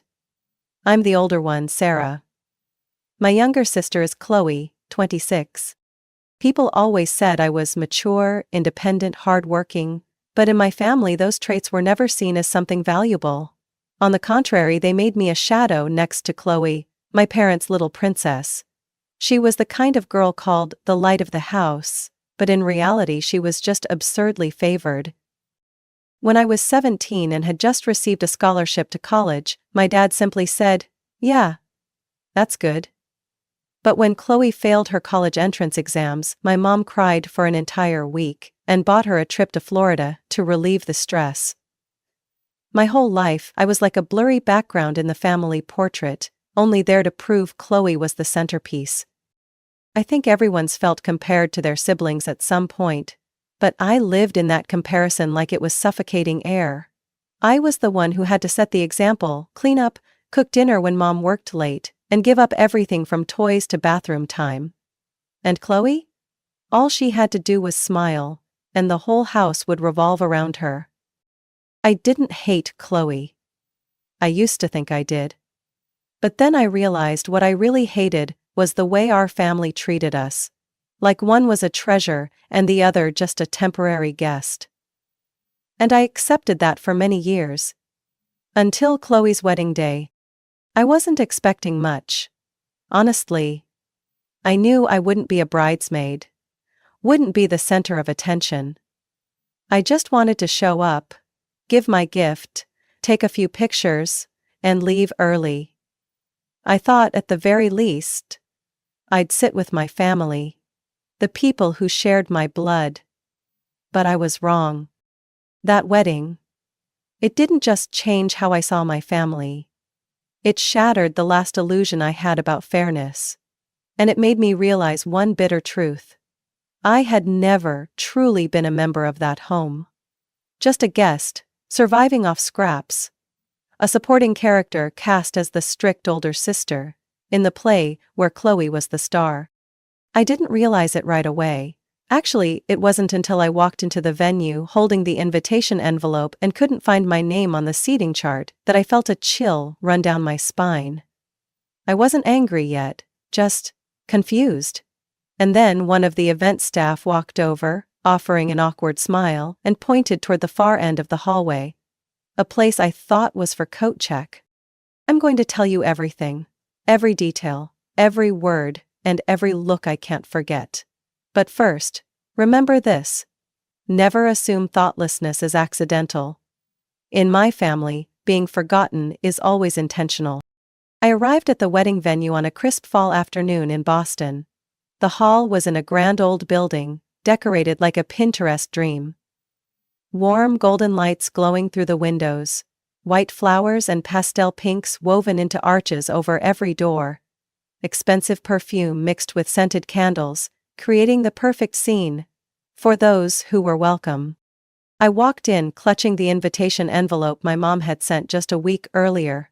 No note, no phone call. I almost didn't go. But the foolish part of me still hoped. Maybe this time would be different. Maybe I'd be seen as part of the family. The moment I stepped in, I saw the line of bridesmaids posing for photos in front of a giant floral backdrop. All of them were Chloe's college friends, a few co-workers from her new law firm and, oh God, even the girlfriend of the groom's best friend, someone Chloe once called a nuisance at dinner a few months back. And me? I, who had stood by my sister throughout high school, stayed up countless nights helping her prep for the SATs, worked part-time jobs to buy her first prom dress, wasn't on the bridesmaid list. Not even a word of explanation. I took a deep breath, swallowing the lump rising in my throat, and walked to the reception table where the seating chart was displayed. About 40 tables, each with guests' names in elegant lettering. I scanned for mine. Once. Twice. 3 times. Nothing. The receptionist, her eye makeup too heavy, gave me a sympathetic look when I asked. "Your name is?" "Sarah Bennett, the bride's sister." She paused, glanced at the list, then, as if remembering something, stepped to the side and pointed down a narrow hallway near the coat rack and restrooms. "Oh, yes, your seat is over there, table 39. I turned in the direction she pointed. And then I saw it. A tiny table set apart, right by the glass door leading to the smoking area. With 2 worn-out wooden chairs, no flowers, no tablecloth. Just a plain name card, Sarah B. I let out a bitter laugh. Not the happy kind. The kind that rises sharp in your throat like a blade. Like I had been sent to an outdated train station while everyone else was riding first class. I turned back to the reception desk, trying to keep my voice calm. "Is there some kind of mistake? I'm the bride's sister." She looked slightly flustered. I'm sorry, but the seating arrangements were finalized ahead of time. The bride and the family approved everything." I stood still for a few seconds, then turned away, my heart cold. But it wasn't the autumn wind blowing through the Boston hallway that made me cold. It was the painful realization that I wasn't family. I was just an outsider, in every sense. As I quietly walked toward table 39, the laughter and chatter from inside the hall echoed like some distant, unfamiliar noise. I glanced through the large doors and saw my father shaking hands with guests, my mother beaming beside Chloe. My sister in a luxurious Vera Wang wedding dress I once heard my mom complain she had to cut expenses for a whole month to afford. And not a single one of them looked my way. I sat down on the stiff chair, my pearl satin dress creased from the lack of space. In front of me was a fake potted plant, and the scent of old coats mixed with cheap air freshener. Just as I was trying to hold back tears, a door swung open behind me. A middle-aged woman with elaborately curled blonde hair stepped out from the ballroom. On her lips was a clearly mocking smile. "Oh, you must be Chloe's sister? Now I understand why that seat's been empty for so long." I looked up. It was Chloe's mother-in-law. Someone I had only heard mentioned once. And I knew, the moment she looked at me with that condescending gaze, a grand performance was about to begin. What I didn't expect was that I'd be the one to set the stage curtain on fire. I stood up from that cold chair in the corner of the hallway, my face flushed but my heart hollow. Chloe's soon-to-be mother-in-law had just walked away, leaving behind a bitter stench in the air, worse than the smell of old coats I'd been breathing for the past hour. I couldn't sit there and endure it any longer. I walked straight toward the main doors leading into the ballroom, where the clinking of glasses, violin music, and fake laughter played on as if nothing was wrong. I saw Chloe standing near the wedding cake display, surrounded by bridesmaids in overly sweet blush pink dresses. My mother stood nearby, her eyes glowing with pride, like her daughter had just married a prince. I stepped forward, holding the seating card in my hand, and held it out in front of my sister. "Chloe, tell me what this is." Chloe looked at me, her eyes flicking over the piece of paper before raising her brows in fake surprise. "Oh, that. There were a few last-minute changes. I was so busy I forgot to tell you." Last-minute changes? I let out a bitter laugh, my voice echoing even in my own ears. You stuck me out in the hallway. Near the restrooms. That's a small change? Chloe shrugged, her voice chillingly nonchalant. You're not really close to the family anymore, are you? You live in Seattle. Don't even call once a year. I just prioritize the closest people, that's all. I froze. Every word felt like a needle piercing my chest. All the years I tried to keep the peace, held back so I wouldn't upset Mom, gave in to my sister. It all came down to one reason. I didn't live at home. I'm your sister, Chloe, not a stranger. I tried to keep calm, but my fingers were clenched so tightly they'd turned white. Even family needs to click to be close, sis, she said, then turned away like the conversation wasn't worth continuing. Before I could respond, my mother walked over, her smile freezing the moment she saw me facing Chloe.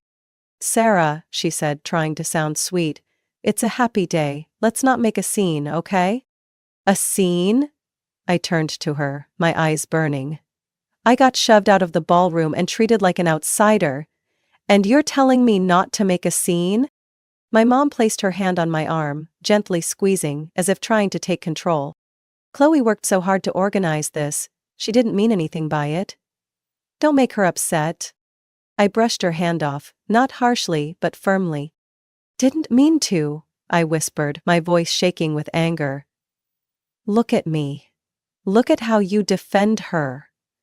Look at the seat you approved. If I were a guest, I'd understand. But I'm your daughter. I'm the bride's sister.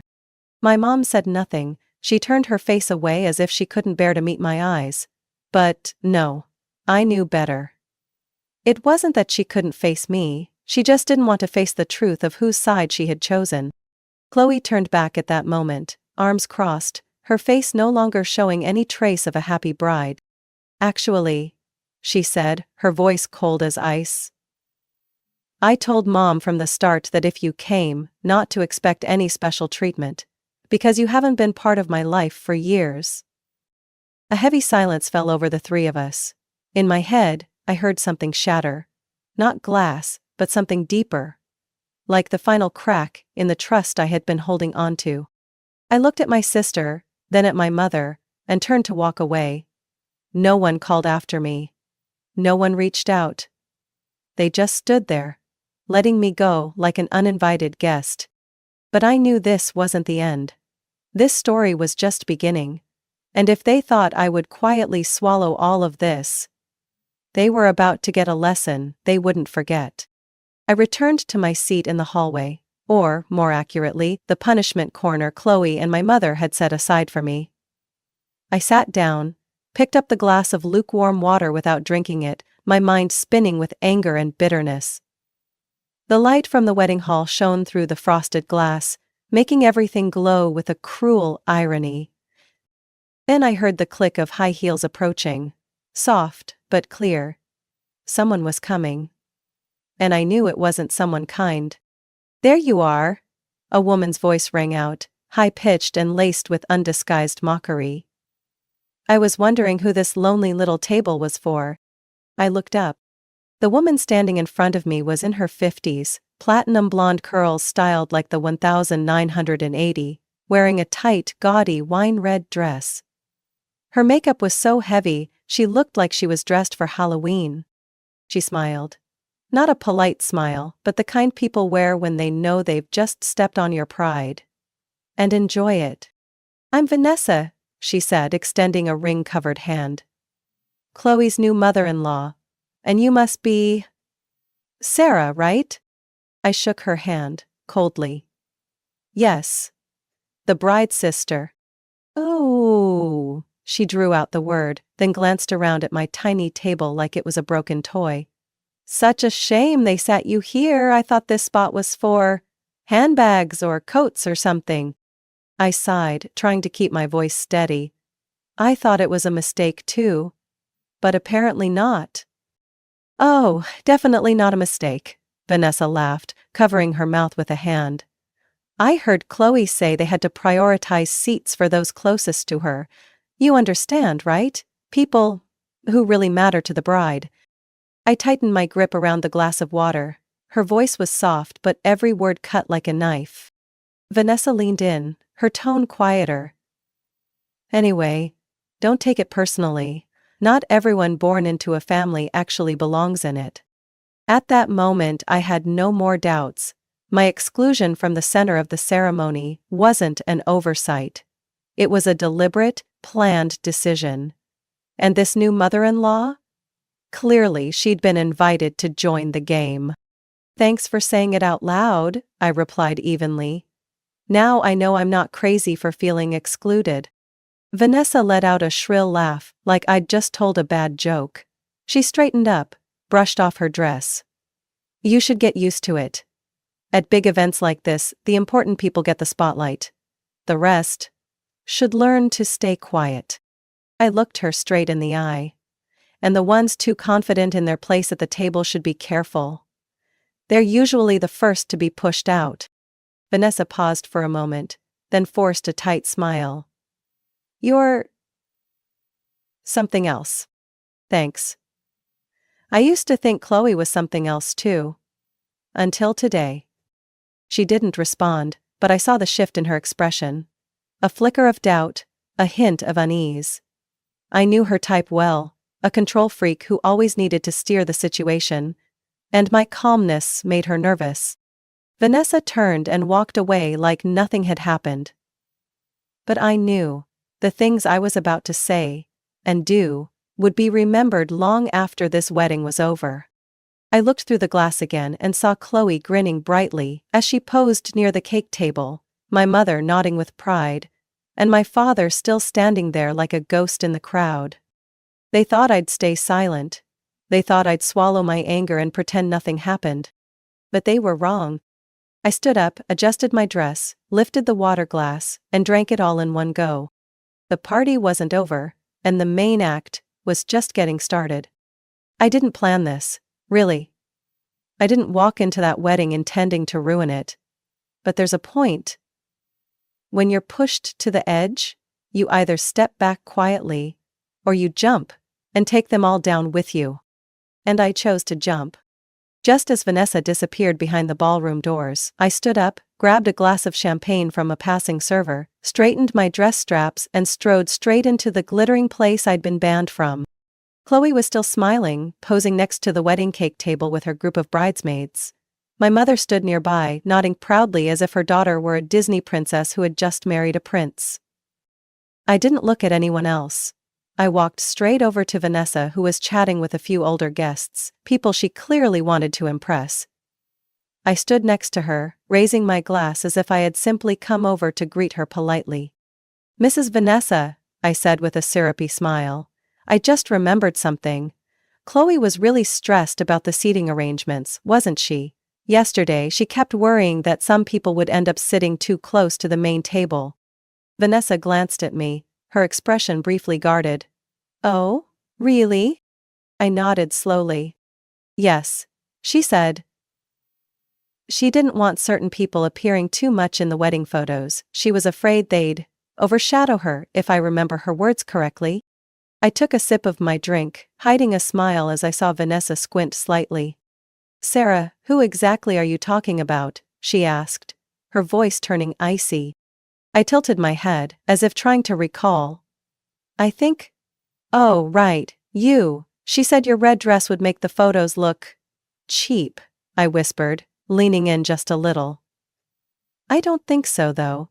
I think it's boldly eye-cocking. The air around us thickened. One of the nearby guests nearly dropped their glass. Vanessa tightened her grip on her purse, her face going from pink to pale in seconds. She said that about me?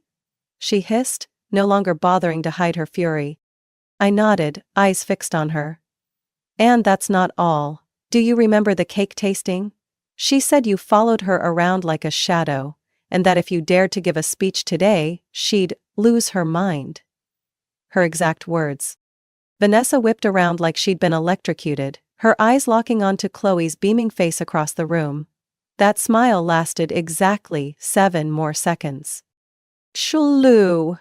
Vanessa's voice cracked through the wedding hall like thunder, making everyone turn. Chloe froze mid-pose, forcing a smile. Yes? What's going on? Vanessa stormed forward, her heel striking the polished wood floor with furious precision. You really think I look cheap? That I ruin your wedding photos? And you were just going to keep that to yourself? Chloe's eyes widened, stammering. What? Who said that? I didn't. Don't lie, your sister just told me everything. Vanessa spat, her eyes blazing. You called me a shadow? Said I'd ruin your event if I spoke? After all the money and effort I poured into this? My mother's face turned pale. The bridesmaids exchanged confused glances.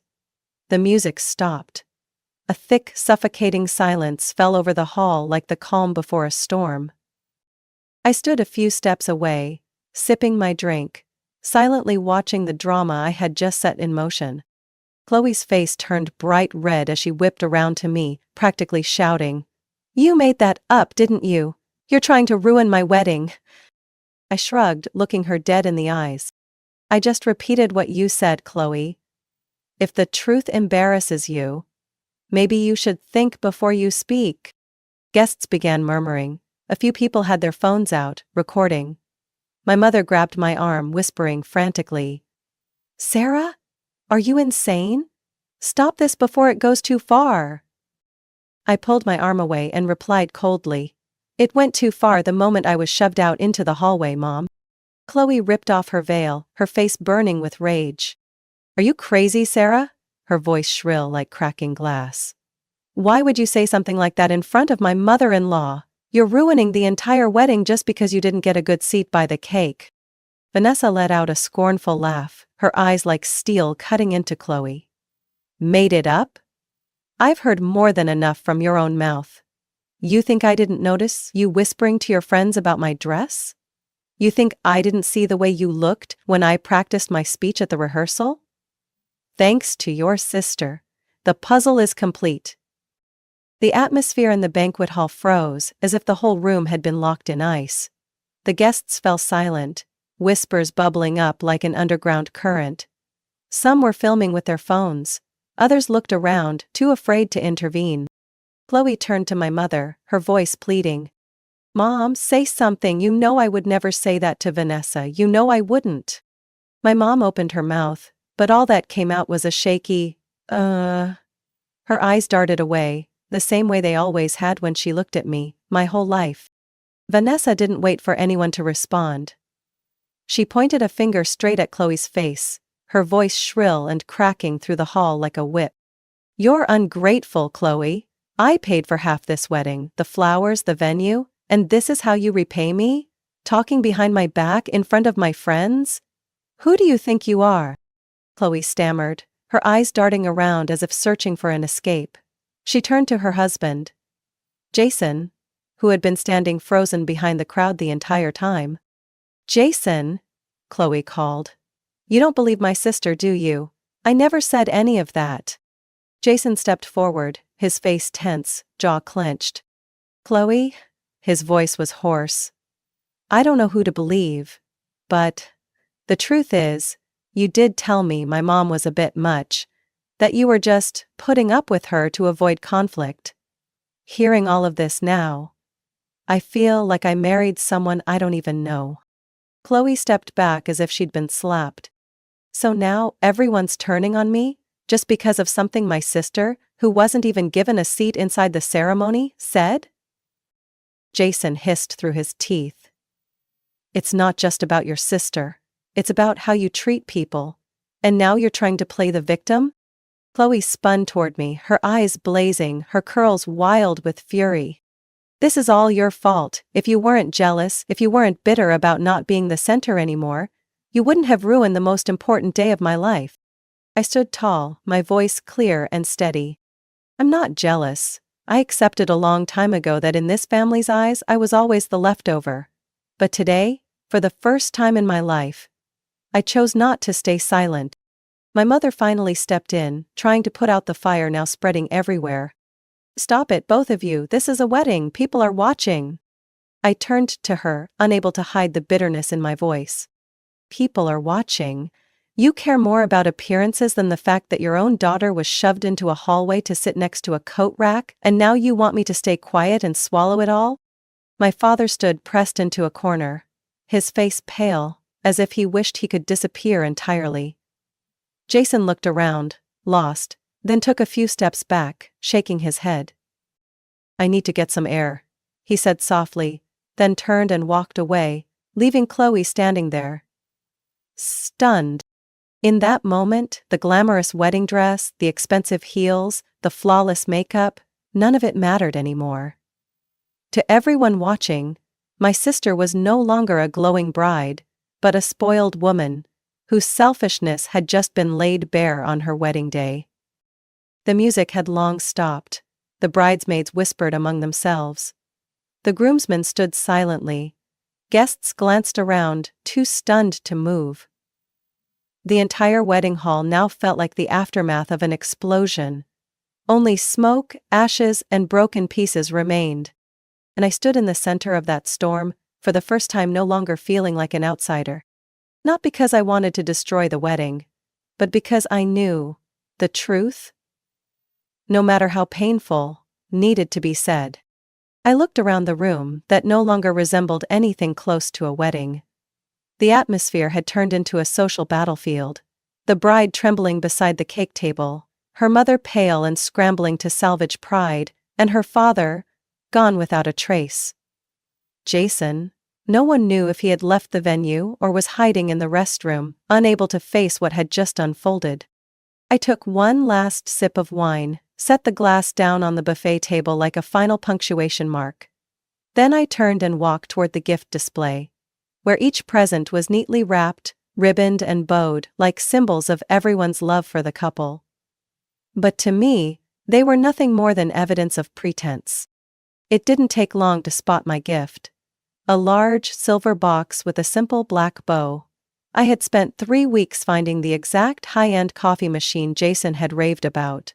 The one he'd admired at my house last Thanksgiving. Price? Nearly $1,000. But its real value? The sincerity of someone always treated like an outsider.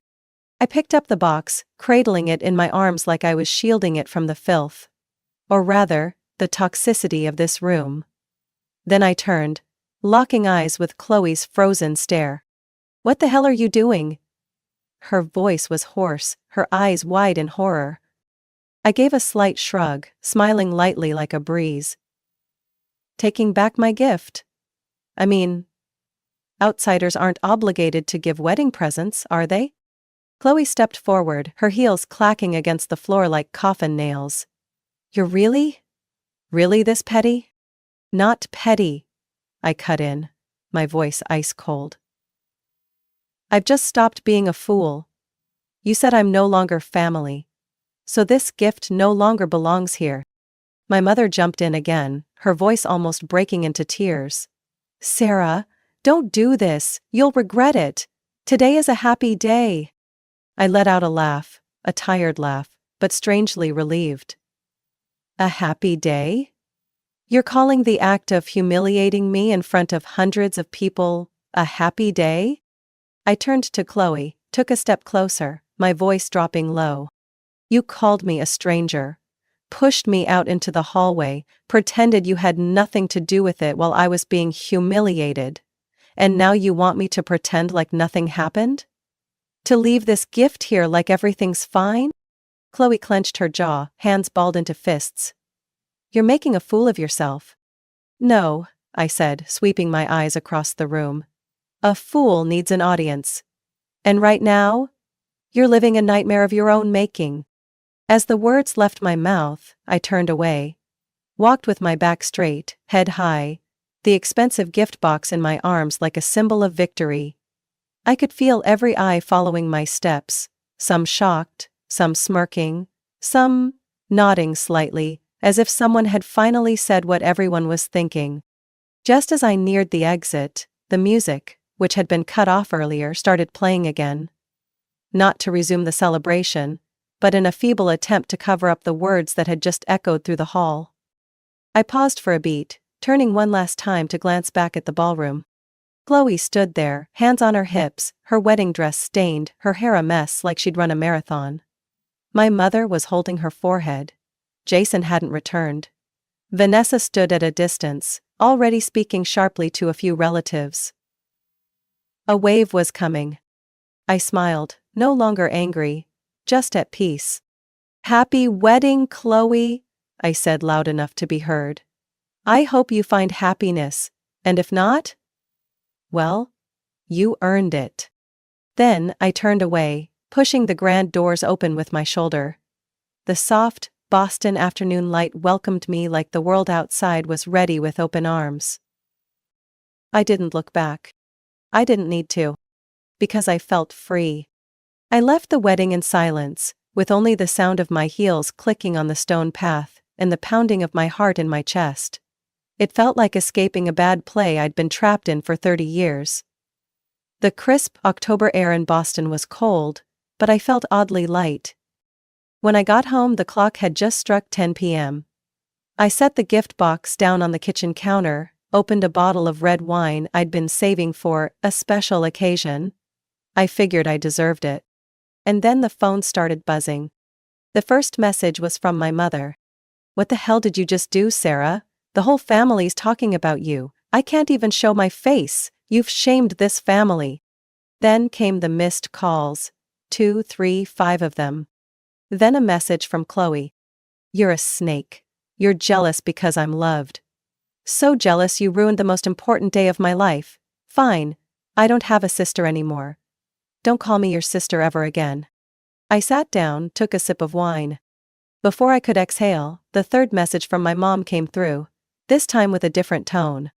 "Sarah, sweetheart. I'm sorry if I hurt you. But Chloe is still young, she doesn't understand. You're the older sister, you need to be the bigger person. Come home, I'll make your favorite roast chicken." I didn't respond. And 30 minutes later the next message returned to its true form.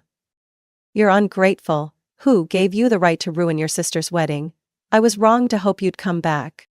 I placed the phone face down on the table. None of it fazed me anymore. That old guilt, the one they used for decades to keep me in line, had no power over me now. The next morning, just as I was about to pour my coffee, the phone rang. This time, it was my dad. I hesitated. My father had always stayed out of conflicts, so gentle he was nearly invisible. But I answered. "Dad?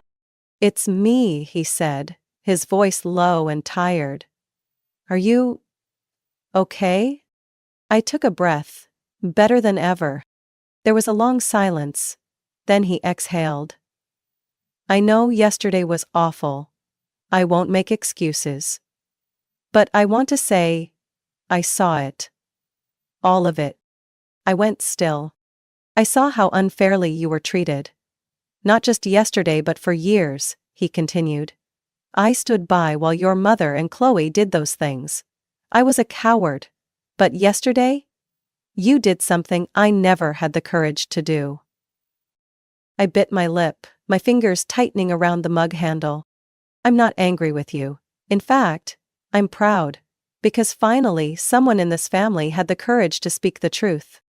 Coming from someone as quiet as him, those words carried more weight than all of Mom and Chloe's fake pleading combined.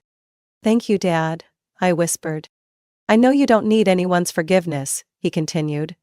"But if there's one person in this family who owes you an apology, it's me." We sat in silence for a long moment, and I felt something soften inside me. In the days that followed, messages from Mom and Chloe kept coming, sometimes blaming, sometimes crying, sometimes yelling. I didn't reply. I no longer felt obligated to please them. "And Jason, Chloe's newlywed husband? I heard from a friend that he moved back to his mother's house a few days after the wedding. He stopped answering Chloe's calls, and didn't go on the pre-booked honeymoon. Vanessa, the mother-in-law, cut off all contact, declaring she never wanted to see that daughter-in-law again. Chloe tried to sway public opinion, posting a long rant on Facebook claiming her sister had ruined her life, but the comments were filled with inconvenient questions from friends and coworkers. I heard she was seated out in the hallway. Is that true? Why wasn't your own sister invited into the wedding? There's got to be more to this story, right?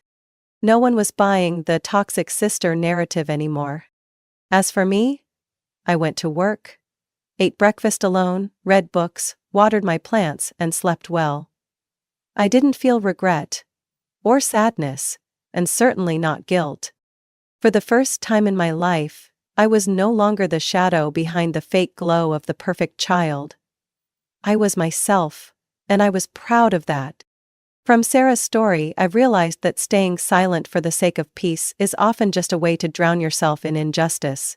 Some families don't want strong daughters, they just want someone who can endure. But when you have the courage to stand up, speak the truth, and walk away from a toxic cycle, you don't lose your family, you find yourself. Sometimes being seen as the troublemaker is the first step to building a truly healthy and meaningful life. What do you think about Sarah's actions? Was she too harsh or simply standing up for herself? Share your thoughts below, and don't forget to follow the channel for more intense, emotional, and thought-provoking family stories to come.